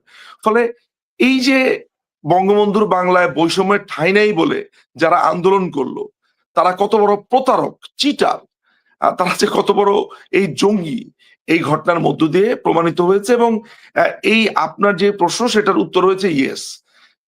বাংলাদেশ আওয়ামী লীগকে ঠেকানোর সমস্ত তারা ঐক্যমত্য হয় যখন বাংলাদেশ আওয়ামী লীগ প্রশ্নে আসলে তারা সব এক, অন্য প্রসঙ্গে, কারণ তারা জানে, আপনি দেখেন আজকে বিএনপি এবং জামাত ইসলামীর আপনি ভোট কাউন্ট করেন, গত 54 বছরও লাগবে না, 1990 সাল থেকে এখন পর্যন্ত আপনি কাউন্ট করে দেখেন। আমি 1973 থেকে এখন পর্যন্ত ভোট কাউন্ট করে দেখেছি, বাংলাদেশ আওয়ামী লীগ এখনো পর্যন্ত 47.21% ভোট পেয়েছে। 47.21% বাংলাদেশ আওয়ামী লীগের ভোট। আপনি যদি মনে করেন যে 2024-এর ইলেকশন আপনি গণায় ধরবেন না, 2018-এর ইলেকশন আপনি গণায় ধরবেন না, 2014টা ধরবেন না, আপনি যদি 2008-এর শেষে যে ইলেকশনটা হয়েছে সেইটা পর্যন্ত আপনি গণেন, তাহলে আপনি দেখবেন বাংলাদেশ আওয়ামী লীগের ভোট হচ্ছে 41 সামথিং। এটা হচ্ছে গড়। একটা দেশে যদি 41 পয়েন্ট সামথিং একটা দলের ভোট হয়, তাহলে সেই দলকে আটকানোর জন্য জোট হবে, কত কিছু হবে, সেটা বলার অপেক্ষা রাখে না। এটা গেল একটা। 2 নাম্বার যেটা যেটা হয়েছে সেটা হচ্ছে যে আমি আপনার প্রোগ্রামেই বলেছি কিনা জানি না, আরেকটা প্রোগ্রামে বলেছি কিংবা আমি নিজে ব্যক্তিগত ভিডিও বানিয়ে বলেছি যে আজকে থেকে প্রায় 2.5-3 মাস আগে আমেরিকান হাই কমিশনেরই একটি উদ্ধৃতি দিয়ে বলেছি যে আমেরিকান হাই কমিশনের যে একজন, আমি তার নাম বলি না, ওখানে যে কর্তা ব্যক্তিরা আছে, তারা মোটামুটি একটা প্ল্যান করে বসেছে। প্ল্যান হয়েছে যে এনসিপি আর জামাত ইসলামের সমন্বয়ে তারা সরকার গঠন করবে। এই সিদ্ধান্ত তো সুলতানা আপা আমি নিচ্ছি না, আপনি নিচ্ছেন না, জনগণ নিচ্ছে না, এই সিদ্ধান্ত নিচ্ছে আমেরিকা। আমি এখন যে দেশে বসে আছি আসলে সেই দেশের কর্তা ব্যক্তিরা সিদ্ধান্ত নিচ্ছে যে বাংলাদেশে আপনার সরকার প্রধান কে হবে। এবং তারেক রহমানের প্রশ্নেও কিন্তু তাদের ব্যাপার আছে যে তারেক রহমান রাজনীতি করবে কি করতে পারবে কি পারবে না, এই ধরনের তাদের ডিকটেশন আছে। আমি কিন্তু এই জায়গাতে উঠেও একটা কথা বলি যে আমাদের দেশের রাজনীতিবিদরা যদি কেউ খারাপ হয়, অন্যায় করে, সেটার বিচার আমরা করব। সেটা আমরা দেখব। দেশের বাইরে থেকে এসে কেউ ছড়ি ঘোরাবে, অমুক লোক রাজনীতি করতে পারবে না, তমুক লোক রাজনীতি করতে পারবে না, সেটা কিন্তু শেষ পর্যন্ত আপনার গায়েও একদিন ছবল দিবে, ওটা যদি আমি মেনে নেই। সেই জায়গা থেকে বলতে পারি যে আমাদের দেশে এখন এই মুহূর্তে রাজনীতির নিয়ন্ত্রণ করছে আমেরিকা, রাজনীতির সিদ্ধান্ত নিচ্ছে আমেরিকা, প্রশাসনের সিদ্ধান্ত নিচ্ছে আমেরিকা, এবং এই পুরা দেশকে কিভাবে ক্যাপচার করবে এবং কিভাবে কোথায় ঘাঁটি গাড়বে, কোথায় কোন জায়গাতে কি হবে না হবে, এই সমস্ত কিছুরই সিদ্ধান্ত আমেরিকা নিচ্ছে। এই দেশে যখন আপনার চারদিকে আপনি ছোটবেলা থেকে যখন আপনি ইংরেজি পড়েন, আপনি যখন আমেরিকান মুভি দেখেন, আমেরিকান ড্রেস আপ করেন, আমেরিকা যখন কথায় কথায় আমেরিকার লোকেরা যখন আমাদের রাজনীতিতে হস্তক্ষেপ করে, আপনি কি কখনো বাংলাদেশে কাউকে বলতে শুনেছেন দেশ আমেরিকার কাছে বিক্রি হয়ে গেল? আমরা কিছু অপাংতেও, আমি বলি এখন অপাংতেই তো, এই মানুষগুলো ছাড়া কেউ কখনো বলেছি যে এই যে 16 পাতার একটা চুক্তি হয়েছে আমেরিকার সাথে, এই যে এত বড় একটা চুক্তি হয়েছে যেখানে আপনি মোটর ভেহিকেল পার্টস থেকে শুরু করে, ওষুধ থেকে শুরু করে, খুচরা যন্ত্রাংশ থেকে শুরু করে, আমাদের ইপিজেড এর কাঠামো কি হবে, আপনি কার থেকে শিপ কিনতে পারবেন, কার থেকে পারবেন না, হালাল মাংস বাংলাদেশে কোন প্রক্রিয়াতে আসবে, সমস্ত কিছু এই চুক্তির মধ্যে আমেরিকা সিদ্ধান্ত দিয়েছে। আমেরিকা যা বলবে তা। আপনি আপনি কি কখনো কল্পনা করতে পারেন যে বাংলাদেশের কাস্টমসে যে তথ্য আছে, আমরা কোন দেশে কত পণ্য আমরা আমরা আমরা রপ্তানি করছি, আমদানি করছি, এটির পুরো তথ্য আমেরিকাকে দিতে হবে। এটি আমার কথা না, এটি ওই ওই চুক্তির মধ্যে আছে। এগুলো কি আমরা কখনো বলেছি? আমরা বলিনি। ফলে আপনি যে প্রশ্নটা করলেন যে জামাত এবং এনসিপি একটা জোট করছে, বিএনপি অন্যদের নিয়ে জোট করতে চাইছে, তাহলে কি আওয়ামী লীগকে কোণঠাসা করার চেষ্টা করছে? উত্তর এর মধ্যেই নিহত আছে যে বাংলাদেশ আওয়ামী লীগকে তারা নিঃশেষ করে দিতে চায়। বাংলাদেশ আওয়ামী লীগকে একটা রিফাইন্ড আওয়ামী লীগ করার নানান রকমের ট্রাই করেছে, কিন্তু তারা দেখেছে যে যাদের সাথেই তারা এসব আলোচনা করতে যায় তারাই একটাই কথা বলে যে জননেত্রী শেখ হাসিনা ছাড়া আমরা কিছু বুঝি না, উনি থাকলে রাজনীতি করবো, নাহলে দরকার হলে রাজনীতিই করবো না। সিম্পল সিম্পল কথা। আর এনসিপি আর জামাতের সমন্বয়ে আমেরিকা একটা সরকার বানাতে চায়। সিম্পল। আপনি আমার কথাটাকে বিশ্বাস করতে পারেন কিংবা না পারেন, এটাই বাস্তবতা। ঠিক। এখন ধরেন আমরা তো দেখি বাংলাদেশে এখন প্রতিক্রিয়াশীল চক্রই ডমিনেট করছে। তাদেরই আধিপত্য সব জায়গায়। তো আমিনুল ইসলাম সেখানে তাহলে বিএনপিকে কি এই প্রতিক্রিয়াশীল চক্রের আ গডফাদার বলা যেতে পারে? কারণ তারাই দেখছি ধরেন এই যে ৭ই নভেম্বরের অনুষ্ঠানে দেখলাম যে শেখ হাসিনার প্রতিকৃতি নিয়ে তারা মিছিল করেছে। আওয়ামী লীগ যাতে কোনোভাবে মিছিল সমাবেশ করতে না পারে তারা বিভিন্ন রকম হুমকি-ধামকি দিচ্ছে। তো সবার উপরে এই প্রতিক্রিয়াশীল চক্রের উপর সবার উপরে কি বিএনপিকে আপনারা দেখতে পান? ডেফিনেটলি বিএনপির যে জন্ম প্রক্রিয়া, আপনি সেটা যদি এনালাইসিস করেন, তো তারা তো ষড়যন্ত্রের মাধ্যমে ক্ষমতার গহ্বরে বসে রাজনৈতিক দলের জন্ম। ওরা তো ওখান থেকে বেরিয়ে এসে মানুষের রাজনৈতিক দল হয়ে উঠেনি, এবং তারা সবসময় ষড়যন্ত্রে খুঁজেছে। এবং যে কারণে আমি মনে করি আপনি বিএনপি নেতাদের গত 14 মাসের প্রত্যেকটা বক্তব্য যদি একেকটা ফ্রেমে দাঁড় করান, আপনি কোনটাই সুনির্দিষ্ট কোনো তথ্য পাচ্ছেন না। বিএনপি মির্জা ফখরুল সাহেব বলছেন একটা কথা, উনি আবার ২ ঘন্টা পরে সেই কথা থেকে সরে গিয়ে আরেকটি কথা বলছেন। সালাউদ্দিন সাহেব বলছেন এক ধরনের কথা, মির্জা আব্বাস সাহেব বলছেন এক ধরনের কথা, মঈন আ আ আপনার মঈন খান বলছেন এক ধরনের কথা। তাহলে এটা কেন হচ্ছে?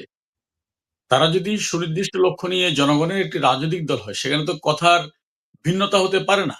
অর্থাৎ তাদেরকে তাদের প্রভুরা যখন যেটা শিখিয়ে দিচ্ছে, তারা সেটাই বলছে।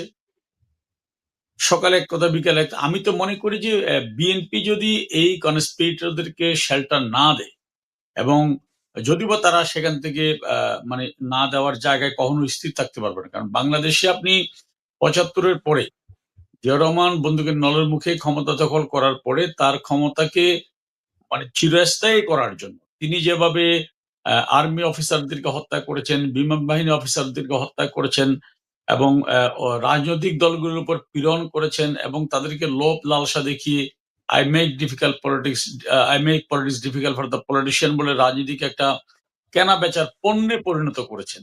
হ্যাঁ? এবং সেই জায়গায় এখনো বিএনপি অব্যাহত আছে। বিএনপি এখনো সেই জায়গাটা খুব আন্তরিকতার সাথে, দায়িত্বের সাথে সেই জায়গাটা পালন করে যাচ্ছে। তো সুতরাং আমি মনে করি না যে তারা এখান থেকে বেরিয়ে এসে কোনো সৃষ্টিশীল মানুষের জন্য, দেশের জন্য কিছু করতে পারবেন। এবং আপনি সব বাদ দেন। আপনি অনেকের দুর্নীতি, এই যে আমি আবার এখানে দুর্নীতির কথাটা আসি। যে দুর্নীতির কথা বলছেন আওয়ামী লীগের আমলে। ওকে, বিশাল অপপ্রচার। আমি শুধু একটা বিনীত প্রশ্ন, আমার কোনো তথ্য দরকার নেই। দুর্নীতি নিয়ে যারা কথা বলে পৃথিবীতে, সেই সংগঠনের নাম হচ্ছে ট্রান্সপারেন্সি ইন্টারন্যাশনাল, TI। তারা বিএনপির আমলেও দুর্নীতির সূচক পৃথিবীর দেশে দেশে নির্ধারণ করত, এখনো তারাই করে। অর্থাৎ এখন আওয়ামী লীগ ক্ষমতা আসার পরে আওয়ামী লীগের অ্যাপয়েন্টেড কোনো বা আওয়ামী লীগের গড়া কোনো প্রতিষ্ঠান কিন্তু দুর্নীতি নিয়ে কথা বলছে না। সে TI এর রিপোর্ট হচ্ছে বিএনপির আমলে 2001 থেকে 2006 সাল 5 বার দুর্নীতিতে বাংলাদেশ বিশ্ব চ্যাম্পিয়ন হয়েছিল। পক্ষান্তরে বঙ্গবন্ধু কন্যার বাংলাদেশ 2009 সাল থেকে 2024 এই 15 বছরে বিশ্বের দুর্নীতিগ্রস্ত প্রথম 15টি দেশের তালিকায়ও বাংলাদেশের নাম ছিল না। তো সোজা বাংলায় এর অর্থটা কি? বঙ্গবন্ধুর কন্যার আমলে বাংলাদেশে দুর্নীতি কমেছিল, বাড়েনি। হ্যাঁ, তো সুতরাং এই জায়গায় এখন বিএনপি কে এখনো সেই দুর্নীতি নিয়ে কোনো কথা বলছে? জাতির কাছে ক্ষমা চাইছে? অথবা তাদের কোনো রিকনসিলিয়েশন এর কথা বলা হচ্ছে আছে? নাই। কারণ ওদের যে পলিসি সেটা হচ্ছে কি, যেকোনোভাবে একটা হচপচ অবস্থা তৈরি করে সেখানে দরকার হলে আজিজ রাজাকারকে প্রধানমন্ত্রী বানাবে, মশিউর জাদু মিয়াকে মন্ত্রী বানাবে, রাজাকার আব্দুল আলীমকে মন্ত্রী বানাবে, আবার প্রয়োজনে আরেকজন মতিউর রহমান নিজামীর গাড়িতে পতাকা দিবে। তাদের ক্ষমতা চায়, সেই ক্ষমতার জন্য তারা যে কোনো কিছুই করতে পারে। এটা হচ্ছে বিএনপির রাজনীতি। জি, জি। নিজুম মজুমদার, এমনি ১৩ তারিখ কে কেন্দ্র করে আমি দেখেছি যে আওয়ামী লীগের একেবারে তৃণমূলের কর্মীরা সাংঘাতিক রকমের উজ্জীবিত। এখানে একজন একটা মন্তব্যও করেছেন যে আপনি কোথাও বলেছেন যে বিজয় সুনিশ্চিত এবং পরবর্তী করণীয় সম্পর্কে কিছু বিষয় আপনার কাছে জানতে চায়। আহ, কোনটার করণীয় জানতে, সরি, আমি আমি আমি বুঝিনি না, প্রশ্নটা। মানে আপনি বলেছেন যে আপনাদের মানে আওয়ামী লীগের বিজয় সুনিশ্চিত, বিজয় পরবর্তী করণীয় কি, কি আছে? সেই বিষয়গুলি সম্পর্কে তারা এক ধরনের দিক নির্দেশনা বা করণীয় সম্পর্কে দেখেন, জানতে সুলতান আপা, আমি আপনাকে বিজয় একটা কথা কিভাবে একটা আমি কথা তো বলি। হ্যাঁ, আমি আমি বিজয় বুঝতে কিভাবে পেরেছি। সুনিশ্চিত হলো আমি তো এটাই বুঝলাম না। আহ, আচ্ছা, বিজয় কিভাবে সুনিশ্চিত হলো সেটা হচ্ছে, আমি আপনাকে কয়েকটা চিত্র দেখাই। হ্যাঁ, যখনই মানে দেখেন, ইতিহাস এখানে প্রাসঙ্গিক একটা ব্যাপার। হ্যাঁ, আহ, বঙ্গবন্ধুকে আহ, পুরো সপরিবারে হত্যা করা হয়েছে। সপরিবারে হত্যা করার পর দীর্ঘ 21 বছর ধরে কি বলে এসেছে, এমনকি বঙ্গবন্ধুর খুনি বলেছে যে যদি বাংলাদেশ আওয়ামী লীগ আবার ক্ষমতায় আসে তাহলে তার হাতের তালুতে নাকি পশম উঠবে। এবং আজকের যে এনসিপি আর তখনকার ফ্রিডম পার্টি, আমি জানি না ওই 80-র দশকের ফ্রিডম পার্টির কর্মকাণ্ড আপনি কতটুকু ফলো করেছেন বা কতটুকু দেখেছেন। আমার যতদূর মনে পড়ে আর কি, সেটা হচ্ছে যে এই ফ্রিডম পার্টি এখন এনসিপির যে ভূমিকা, ফ্রিডম পার্টি ওই একই কাজই করেছে। আওয়ামী লীগের ক্ষমতায় আসাটা আরো দ্রুত হতো যদি না ওই সময় এরশাদ 9 বছর বা 10 বছর ক্যাপচার করে না থাকতো। আর 91-এ তো আমি বলবো যে স্লাইটলি মিসড আসলে। হ্যাঁ, তো আমি যদি ওই ইতিহাসের ডেজাভু অংশ, ডেজাভু অর্থ এরকম যে আগে যেন কোথায় দেখেছি, আমি শুধু সুনিশ্চিত না, আমি আপনাকে একটা টাইম ফ্রেম বলে দিতে পারবো সুলতানা আপা, যে this is the time frame এবং এই টাইম ফ্রেমে আমরা ক্ষমতায় আসবো। হ্যাঁ, আমি আপনাকে এটা বলতে পারবো, এই কারণে বলতে পারবো, একটা দেশ সম্মিলিতভাবে তো এইভাবে পরাজিত হতে পারে না। হ্যাঁ, আপনি জয় বাংলা বলতে পারবেন না, আপনাকে ঘরে থাকতে দিবে না। কালকে এক জায়গাতে গেছি, তিনি বলেছেন ভাই আমার নামে 4টা মামলা হয়েছে। কেন 4টা মামলা হয়েছে?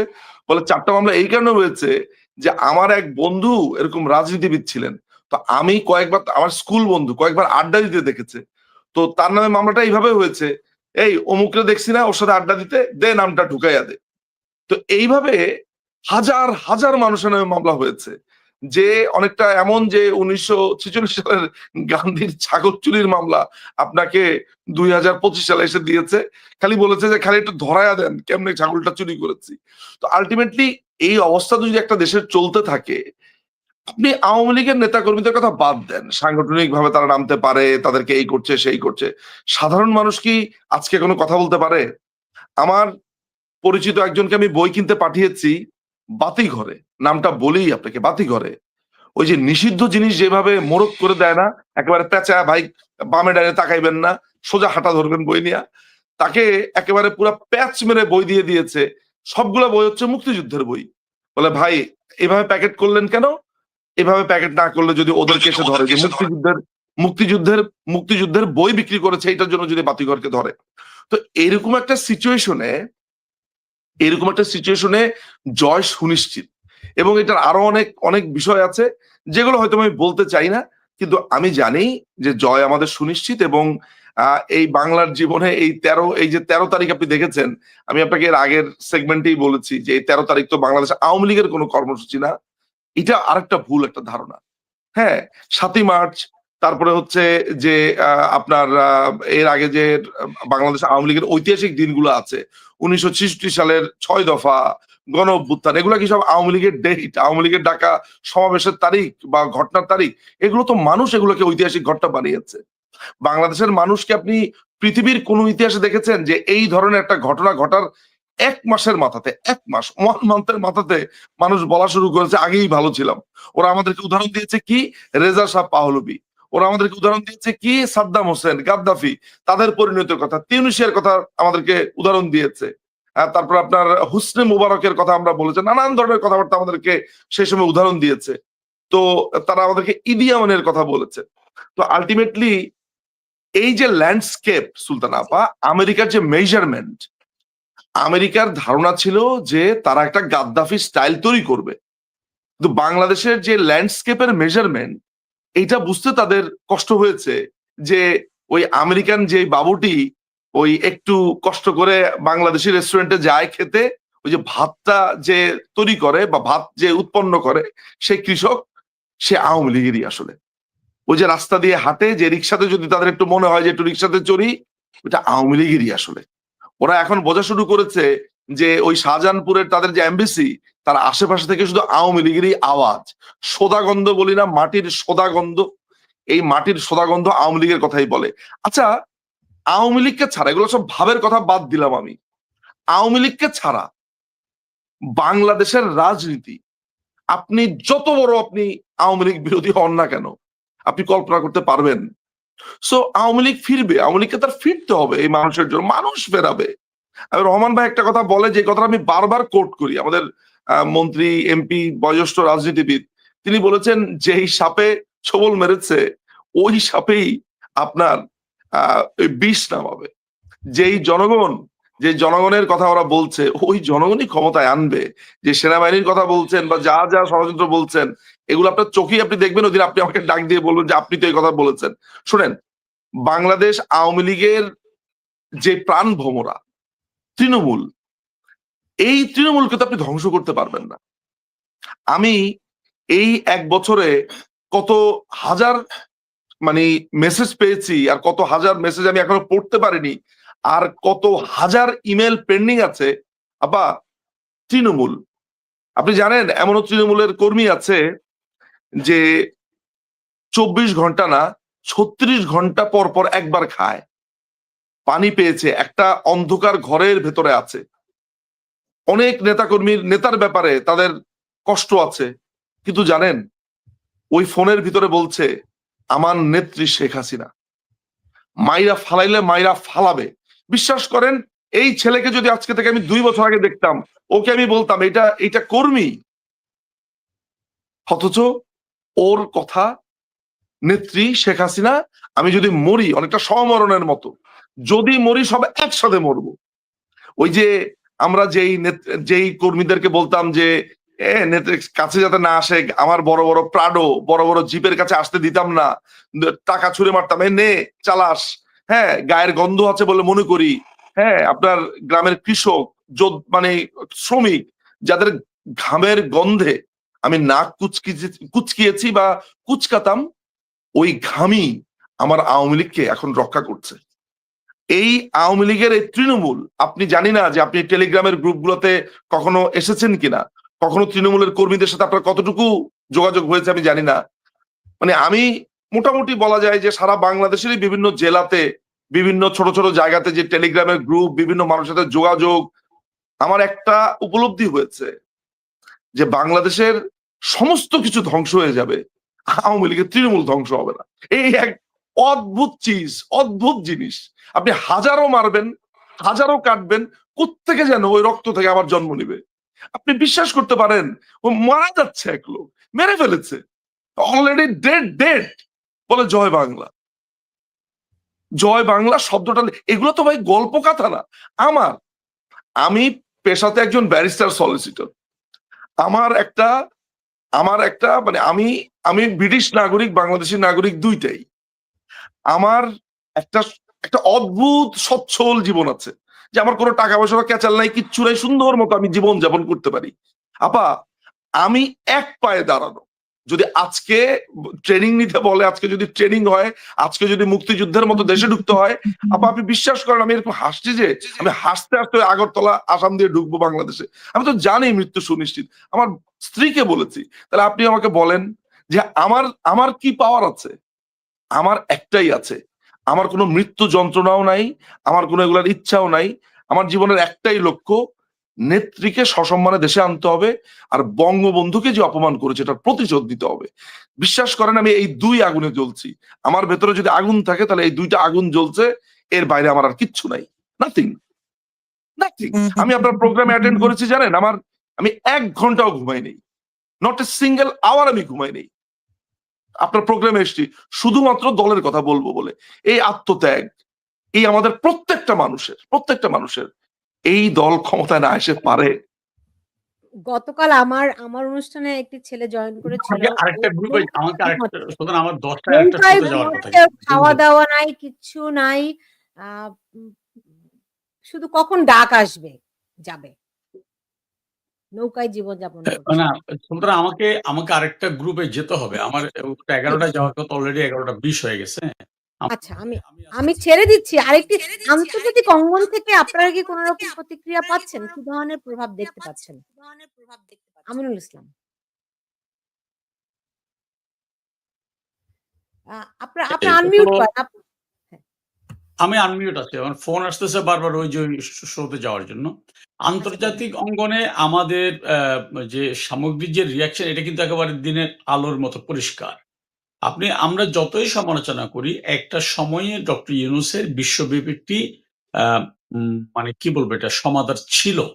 কিন্তু আজকে আপনি দেখুন, তিনি একমাত্র জাপান ছাড়া গত 14 মাসে 14টি দেশ তিনি সফর করেছেন।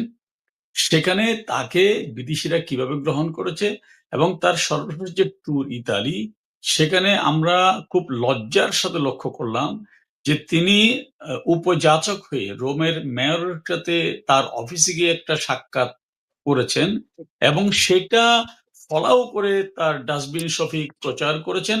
এবং আরো লজ্জায় আমাদের মাথাটা নিচু হয়ে গেল একজন বাঙালি হিসাবে, যে সেখানে রোমের মেয়র তাকে সম্মান করে একটা সিঙ্গেল সোফা তাকে দিল না, তার কমন একটা সোফায় বসতে দিল। এই মানুষটা কি ডক্টর ইউনূস? এই মানুষটা কি দেশের সরকার প্রধান?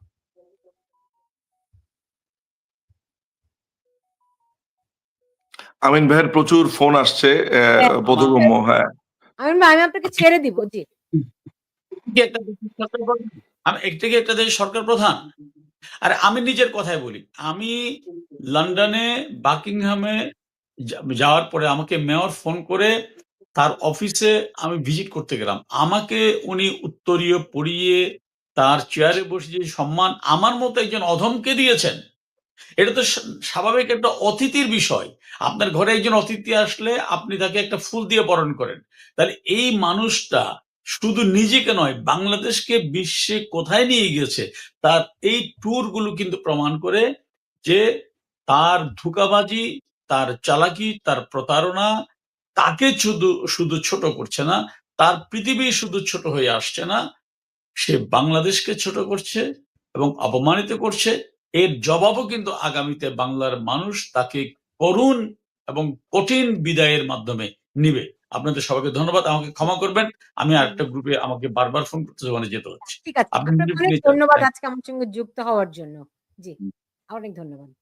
নিজুম মজুমদার, আপনি আমার এই অনুষ্ঠানে একদম শুরুর দিকে ৫ই আগস্টের পরেই আপনি আমার এই অনুষ্ঠানে বলেছিলেন যে সেনাপ্রধান ওয়াকারুজ্জামানকে উদ্দেশ্য নিয়ে বলেছিলেন তিনি জঙ্গি সর্দার। এখন তাকে আপনি বেঈমান বলছেন। মানে আপনি যখন তাকে জঙ্গি সর্দার বলেছিলেন, তখনও খুব বেশি সেনাপ্রধানকে নিয়ে আলাপ আলোচনা হয়নি ওই সময়টিতে। ধরেন এটি সম্ভবত অক্টোবর-নভেম্বরের দিকে আপনি বলেছিলেন। মাঝখানে কিছুদিন একটু চেপে-চুপে ছিলেন হয়তো। এখন আবার তাকে আ কাঠগড়ায় দাঁড় করাচ্ছেন। তাকে বলছেন বেঈমান। কারণটি কি? সুলতান আপা, রাজনীতি করতে গেলে অনেক সময় বিষ খেয়ে বিষ হজম করতে হয়, বুঝতে পারছেন? দলীয় সাংগঠনিক কাঠামোগুলো যদিও আমার সেই হয়তোবা দায়বদ্ধতা নাই, আমি দলের একজন সমর্থকই মাত্র, তারপরেও দলের প্রতি দলের রেসপন্সিবিলিটি আমাকে ওইটা ধারণ করতে হয়। শুধু সমর্থক বলে এখন আর পার পাওয়া যায় না। ফলে ওয়াকারের ব্যাপারে দলীয় এক ধরনের ব্যাপার ছিল যে আমরা সেনাবাহিনীর ব্যাপারে সংযুক্ত থাকার ব্যাপারে একটা অলিখিতই বলবো আমি, এক ধরনের নির্দেশনা ছিল। ফলে আমি সেগুলো মেনটেন করেছি, কিন্তু সেনাবাহিনীকে আমি কখনো ক্রুশবিদ্ধ বা তীরবিদ্ধ করতে চাই না। এটা একটা সংগঠন, তো আপনি এন্ড অফ দ্য ডেতে আপনি পুলিশকে, সেনাবাহিনীকে, বিডিআর কে গালিগালাজ করে ওই এন্ড অফ দ্য ডেতে তো ওরা আপনাকে প্রোটেকশন দিবে। সেখানে খারাপ যারা আছে তাদের কথা আমরা বলতে পারি। ফলে সাংগঠনিক ভাবে বলাটাও অনুচিত, এটা আমি বুঝি। ফলে আমি সেই প্রসঙ্গে যাব না। দেখেন, ওয়াকার যে 6 তারিখে, অগাস্টের 6 তারিখে একটা ইসলামিক বিপ্লব করতে চেয়েছে, এটা আমি অনেক আগে থেকেই জানি। আমাকে যেই ব্যক্তি বলেছে, আমি ওই ব্যক্তির কাছ থেকে অনুমতি এনে আপনাকে একদিন বলবো এবং প্রকাশ্যেই বলবো। এমন ব্যক্তি যে যার কথা আপনি আর চুপচাপ শুনবেন না, বলবেন যে যাক আর কি বলবো, আপনি এমন এমন এক মানুষের নাম বলেছেন, আমি আর আপনাকে কি পাল্টা জবাব দিব। সো আমি কিন্তু জেনে না বুঝে আন্তাজে কথাবার্তা বলি না আসলে সাধারণত। আমি আগে নিশ্চিত হই, একেবারে ডাইরেক্ট সোর্সের কাছে জিজ্ঞেস করি, বলি, ডিটেল জানতে চাই, পরিকল্পনা জানতে চাই, তখন আমি এসে ডেলিভারি দেই। ও যেটা চেয়েছিল, ওয়াকার যেটা চেয়েছিল সেটা হচ্ছে ওই ঘটনার পর হঠাৎ করে তার মাথাতে এসেছে, আরে দেশে সবকিছু তো বিগড়া যাচ্ছে, হচ্ছে ইসলামিক শাসন ব্যবস্থা নাই এই দেশে। এটা হচ্ছে জামাত তাকে একটা হালকা দিয়েছে যে আপনি এটা একটা ব্যবস্থা করেন। সে তো বেসিক্যালি একটা জামাতি, সিআই এর অত্যন্ত খাস লোক, মানে এটাই আমরা জানি। মোটামুটি বলা যায় জানি, যদিও আমাকে প্রমাণ জিজ্ঞেস করলে আমি আপনাকে প্রমাণ এনে দিতে পারবো না, বাট আমি আপনাকে অসংখ্য রকমের মানে আলামত আপনাকে আমি বলতে পারবো। হ্যাঁ, আলামত আর প্রমাণ তো এক জিনিস না। তো ফলে এই জন্য আমি আপনাকে একেবারে কংক্রিট বলতে পারছি না যে আমি নিশ্চিত। তো ও, এটা আমি নিশ্চিত যে সে তৎকালীন সময়ে গোয়েন্দা সংস্থাগুলোকে সে মোটামুটি নির্দেশ দিয়েছিল যে এই এই সরকার গঠন টঠন যেটা হচ্ছে এটা না, এই আলেম টালেম যারা আছে, যাদেরকে মানে ওই মামুনুল তারপরে এদেরকে সে আলেম বলে মনে করে, জামাত এদের সমন্বয়, মূলত সে যে অনেক বড় চালাক একটা লোক। দেখেন, সে নাকি রাজনীতির বোঝে না, সে নাকি অত্যন্ত মানে পান্তা ভাত খায়, সে নাকি এখান থেকে মানে ভাজা মাছটা উল্টে খেতে জানে না। এত চালাকের চালাক, সে কিন্তু বুঝতে পেরেছে যে তিনটা পার্টিকে এক করতে হবে, কাকে? চরমোনাই, হেফাজত এবং হচ্ছে জামাত ইসলামী। খুঁজে খুঁজে বের করেছে, আর কাউকে কিন্তু সে বের করেনি। এই তিনজনের তিনটা নেতার সাথে সে কথাবার্তা বলে মোটামুটি, কিন্তু সেই জায়গাতে আমার মনে হয় চরমোনাই, আমার ধারণা সেখানে এক ধরনের পিচ টান দিয়েছে। তারপরে কারণ তাদের আবার নানান ধরনের প্রশ্ন ছিল, জামাত প্রশ্ন ছিল, নানান ধরনের তাদের কিছু অ্যালার্জি আছে। তো এইটার আবার দায়িত্ব দিয়েছিল কাকে জানেন? পাকিস্তানের যে অ্যাম্বাসেডর আছে, ওকে দায়িত্ব দিয়েছিল সমন্বয়ের। পুরো পাকিস্তানি টিমটা এটার উপরে কাজ করেছে, মানে তার নির্বাচনী টিমের মতো কাজ করেছে পাকিস্তানি টিম। এগুলো ভবিষ্যতে আমি যার রেফারেন্সে বা যাদের কাছ থেকে জেনে বলছি, তারাই ভবিষ্যতে টিভির সামনে এসে আপনাকেই বলবে। আপাতত আজকে আমার কথা শুনে থাকেন। ওই যে আপনি আজকে রেফার করেছেন নিজুম ভাই, আপনি জঙ্গি সর্দার বলেছেন, আমি ওকে জঙ্গি সর্দার কিন্তু আমার আমার খুশিতে, খেলায়, ঘুরতে আমি বলি নাই। আমি কিন্তু আপনাকে জেনেই বলেছি। এই ঘটনাটা অনেক দিন ধরে পেটের মধ্যে গুড়গুড় করছিল আমার। আজকে আমি আপনাকে এই কথাটা, বা সেদিন আমি আমার ভিডিওতে বলেছি। ফলে এই ওয়াকার হচ্ছে একটা আস্ত জঙ্গি সর্দার। একে নানান রকমের ভাবে সুযোগ দেওয়া হয়েছে, না এ পুরো দেশটাকে ধ্বংসের একটা প্রান্তে নিয়ে গেছে। এ দেশটাকে কোথায় নেবে আমি জানি না। আলটিমেটলি এরও মৃত্যু হতে পারে বলে আমার ধারণা। আমার ধারণা একটা ইন্টারনাল কুতে এর একটা মৃত্যু হওয়ার সম্ভাবনা আছে। আপনি জানেন যে যেই আর্মি অফিসারদের এই বিচার শুরু হয়েছে তাদের লয়ার নিয়োগ দিতে দিচ্ছে না এই ওয়াকার। কালকে আমাকে এক স্বজন বলেছে, যাদের বিচার হচ্ছে তাদেরই এক স্বজন বলেছে যে তাদের পছন্দ মতো লয়ার নিয়োগ দিতে পারছে না, তাদেরকে দেখা করতে দিচ্ছে না। দেখা করার সময় লোকজন দাঁড়িয়ে থাকছে 5 মিনিটের জন্য। হ্যাঁ হয়ে গেছে 5 মিনিট, হয়ে গেছে 1 মিনিট, হ্যাঁ যান আসছেন তো, এটা নিয়ে আসছেন কেন, ওইটা নিয়ে আসছেন কেন, আমার লয়ার পছন্দ, সে লয়ার থেকে দিতে দিবে না। না, আমরা একটা লয়ার দিয়েছি, যেই লয়ারকে তারা এনেছে সেই লয়ার তাদের এগেনস্টে কথা বলছে, এমন একটা অবস্থা। তো এই একটা অবস্থা এতদিন শুনেছি কি যে আপনার সে নাকি প্রোটেক্ট করবে, সে নাকি অ্যাটলিস্ট সেনাবাহিনীর অফিসারদেরকে সে রক্ষা করবে যাদের বিরুদ্ধে এইসব অন্যায় হচ্ছে। উল্টা তাদেরকে যাতে দ্রুত ফাঁসি দেওয়া হয়। কেন? আপনাকে আমি বলি যে জেনারেল সাইফ, যার সেনা প্রধান হওয়ার দৌড়ে তিনিও ছিলেন, এই জেনারেল সাইফকে সে জিঘাংসা কি যে যেহেতু তার সাথে জেনারেল সাইফ তখন সেনা প্রধান হওয়ার দৌড়ে ছিল, সে সাইফকে, জেনারেল সাইফকে সে কিভাবে আপনার দমিত করার চেষ্টা করেছে, তার বাসাতে দুদক পাঠিয়েছে, তার বিরুদ্ধে মামলা করেছে, তাকে আপনার গ্রেফতারি পরোয়ানা দিয়েছে, আমি শুনেছি তাকে পিএনজি করেছে, পার্সন নন গ্রাটা করেছে। অর্থাৎ সেনাবাহিনী অবস্থায় থাকার সময় তার সাথে যেসব অফিসারের সমস্যা ছিল, অর্থাৎ ধরা যাক যে মেজর থাকা অবস্থাতে তার সাথে কারো গোলযোগ ছিল, কর্নেল থাকা অবস্থাতে কারোর সাথে মনোমালিন্য হয়েছে, প্রত্যেককে সে এখন শায়েস্তা করছে। আপনি জানেন, আমরা তো ইন্টারনাল খবর এগুলো রাখি না, সে প্রত্যেককে ধরে ধরে ধরে ধরে ধরে, এই যে তার একটা মানে মোটা ফ্রেমের চশমা পরে, হ্যাঁ আপনার মাগুর মাছের মতো ঘাটটা, এত বড় একটা ঘাড় নিয়ে এরকম ভাবে কথা বলছে, আপনার কাছে তাকে দেখে মনে হতে পারে এ মনে হয় একটা ভদ্রলোক, মনে হয় এইভাবে কথা বলছে। একটা শয়তানের 1 নাম্বার, বদমাসের 1 নাম্বার এই মাগুর মাছটা। সো আলটিমেটলি যেটা হচ্ছে যে এর বিচার আসলে বাংলাদেশেই হতে হবে। এটা হচ্ছে একটা জামাতের প্রোডাক্ট, জামাতি, এবং সে এই দেশে একটা ইসলামিক রেভলিউশন চেয়েছে, বুঝতে পেরেছেন? এবং প্রধানমন্ত্রীকে সে কত বড় ভয়ঙ্কর, তার আবার ডায়লগ দিয়েছে, তার ডায়লগ বের হয়েছে যে আপনি আমাকে ট্রাস্ট করতে পারলেন না। শেষ পর্যন্ত সে প্রধানমন্ত্রীকে ট্রাস্ট করার কথা বলছে, অথচ সে তার সৈন্যদেরকে ছেড়ে দিয়েছে গণভবনে। 32 নম্বর, সে মানে কি ভয়ঙ্কর লেভেল, চিন্তা করেন।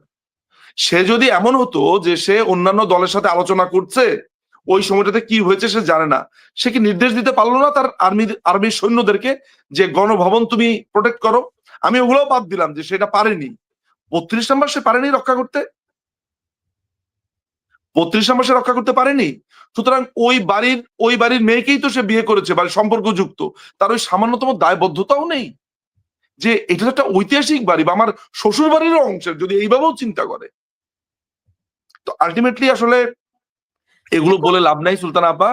এখন এখন এখন ধরেন আগামী 13 তারিখ যেই লকডাউন কর্মসূচি রয়েছে, এই লকডাউনকে কেন্দ্র করে যদি আমি দেখছি যে আওয়ামী লীগের নেতাকর্মীরা খুবই চাঙ্গা, তারা এই লকডাউন সফল করবে, কিন্তু সেনাবাহিনী যদি প্রতিরোধ গড়ে তোলে তখন তাদের অবস্থাটা কি হবে সেটি আপনারা ভেবেছেন কিনা?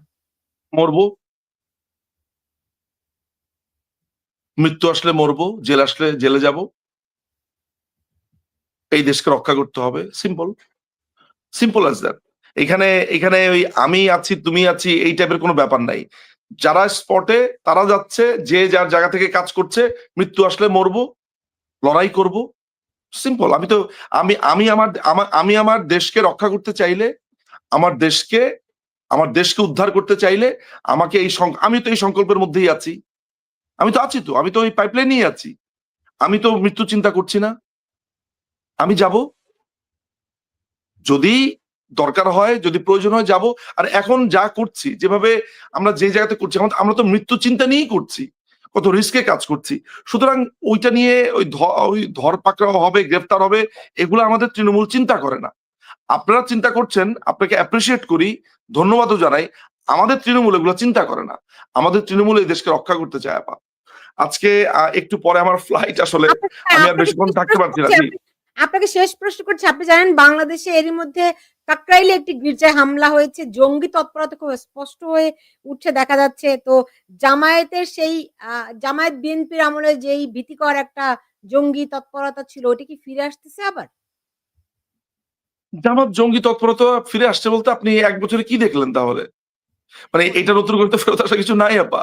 এই 1 বছরে আপনি যা দেখেছেন, সেইখানে যদি আপনি আমাকে প্রশ্ন করেন, তাহলে আমি বলবো যে জানি না আপনি হয়তো আমার কাছে আরেকটা স্টেটমেন্ট চান, কিন্তু গত 1 বছরে আমরা যা দেখেছি এই যে জঙ্গি, এই পুরো পুরো ঘটনাটাতে ঘটিয়েছে জঙ্গিরা। লস্করে তৈয়বার নেতা প্রকাশ্যে বলেছে যে এই 5ই অগাস্টে তাদের হিস্সা আছে, তাদের ভাগ আছে। হ্যাঁ, জামাতে ইসলামী আপনার শত শত আপনার জঙ্গিদেরকে ছেড়ে দিয়েছে। আপনি জসিমউদ্দিন রহমানী, এই জসিমউদ্দিন রহমানী সে ওয়াজের মধ্যে বলছে যে কারাগারে নাকি জিজ্ঞেস করতো যে হুজুর পরের উইকেটটা কার। হ্যাঁ, সে এটা প্রকাশ্যে বলছে। আর্মির লোকেরা তাকে গান স্যালুট দিয়েছে। আইএস এর পতাকা আমরা দেখতে পেয়েছি, এটাকে দমন করা হয়েছে, অর্থাৎ এটাকে লুকিয়ে রাখা হয়েছে। আমরা ঢাকা রেসিডেন্সিয়াল মডেল কলেজের মতো স্কুলে আমরা দেখেছি যে তাদের আইএস এর সেই জঙ্গিরা, ছোট ছোট বাচ্চারা বের হয়েছে। Polytechnic institute, government laboratory, Dhanmondi boys high school, হ্যাঁ, তারপরে হচ্ছে রাজু, এইসব কলেজ থেকে ছোট ছোট বাচ্চারা আইএস এর পতাকা নিয়ে মিছিল করেছে। আপনি কি এগুলো ভুলে গেছেন? এখন এটাকে হালকা একটু দমিয়ে রাখা হয়েছে, গোপন করা হয়েছে। এটা কি আপনার, আমরা দেখেছি বিবিসি কে সাক্ষাৎকার দিয়েছে আপনার হিজবুত তাহরির সেলিম, প্রচার সম্পাদক। সে বলেছে যে এই পুরো ঘটনাটাতে Hizbut Tahrir first to last পর্যন্ত ছিল। নরসিংদী কারাগার থেকে 700-800 জঙ্গি মুক্তি পেয়ে গিয়েছে। এই যে ফারাবি, অভিজিৎ রায়ের হত্যাকারী ফারাবি, তারপরে হচ্ছে যে জসিমউদ্দিন রহমানী, এই যে ব্লগার হত্যাকারী জিয়াউল, মেজর জিয়া, সবাইকে মুক্তি দিয়ে দিয়েছে।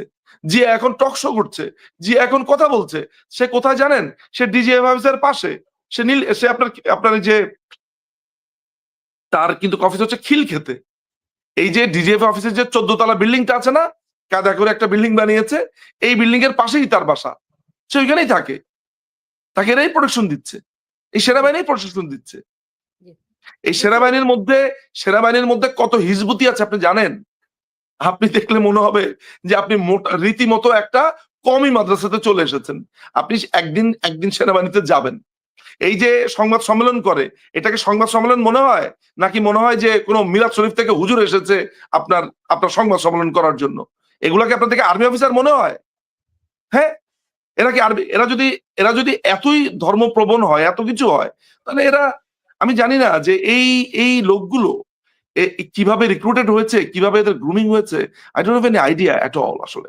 হ্যাঁ, ভারতীয় সীমান্তে আমরা দেখছি ইদানিং খুব সেনা মোতায়েন হয়েছে, একটা যুদ্ধ প্রস্তুতি।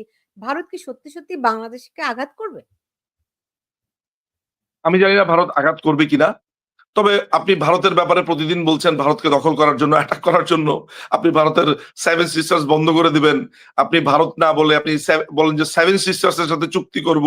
আমরা 7 সিস্টার্স এর সাথে এই করতে চাই। আপনার এক্স আর্মি অফিসার বলছে 4 দিনের মধ্যে কলকাতা দখল করে নেবে। তাহলে ইন্ডিয়ান আর্মি কি বসে বসে আঙ্গুল চুষবে? আপনার কি মনে হয় যে এই 54 বছরে এই সেনাবাহিনী যুদ্ধ করেছে, ওদের যে ওইখানে যে কলকাতার যে অ্যাপার্টমেন্ট, ওই অ্যাপার্টমেন্টের যে কেয়ারটেকার, ওই কেয়ারটেকাররা যদি বাঁশি ফু দেয়, তাহলেই তো ধরেন এরা দৌড় মারবে। মানে আমার হিসাবে হয়তো আর্মিও নামা লাগবে না। তো আমার অ্যাসেসমেন্ট তাই বলে। হ্যাঁ, হ্যাঁ, 54 বছরে তেল, ঘি, দেশের সমস্ত কিছু খেয়েছে, খেয়ে এই ক্ষমতা দখলে সাহায্য করেছে। একেকটা পেট দেখেছেন? আপনি ওয়াকারের ঘাড় দেখেছেন কখনো? আমি তো ওয়াকারকে দেখি না, ওয়াকারের ঘাড় দেখি। তেল, ঘি, নুন খেয়ে, রেশন ফ্রি আমার টাকা খায়, আমার ট্যাক্সের টাকায় এই বেটা খেয়ে এর ঘাড় এত বড় মোটা ঘাড় করেছে। এই মোটা ঘাড় করে দেশ দখল করেছে। হ্যাঁ, তো এরা কি, এরা দেশ দখল করবে? দেশে এত খুন হচ্ছে, খারাপই হচ্ছে, 32 নম্বর ভেঙে ফেলেছে, মানুষকে হত্যা করেছে, বসে বসে এরা বায়োস্কোপ দেখছে। এক একটাকে দেখবেন, এদের এক একটা পেট মনে হচ্ছে পেট না, পাতিল। হ্যাঁ, বড় পাতিল আছে না, রান্না করার পাতিল। আপনার হাসি লাগতে পারে, দিস ইজ দ্য বাস্তবতা। এই যে এক একটা আসে, আপনার সংবাদ সম্মেলনে কথা বলে, আমি টাকা দেখি এদের দিকে, কোনো ফিটনেস নাই, কিচ্ছু নাই। হ্যাঁ, আছে আপনার দুনিয়া দেখলে মনে হবে যে আল্লাহর অলি চলে এসেছে সেখানে। সেনাবাহিনী অফিসার আসে নাই। আচ্ছা, বুঝতে পেরেছি। ঠিক আছে, আজকে আমি আপনাকে ছেড়ে দিচ্ছি। আমি জানি অনেক জায়গা আপনি ঘুরে বেড়াচ্ছেন, অনেক পরিশ্রমও করছেন। আপনার জন্য অনেক শুভকামনা থাকলো। আপনি ভালো জি, থাকবেন। আপনাকে অনেক ধন্যবাদ। আপনার দর্শককে অনেক ধন্যবাদ। জি। ভালো থাকবেন।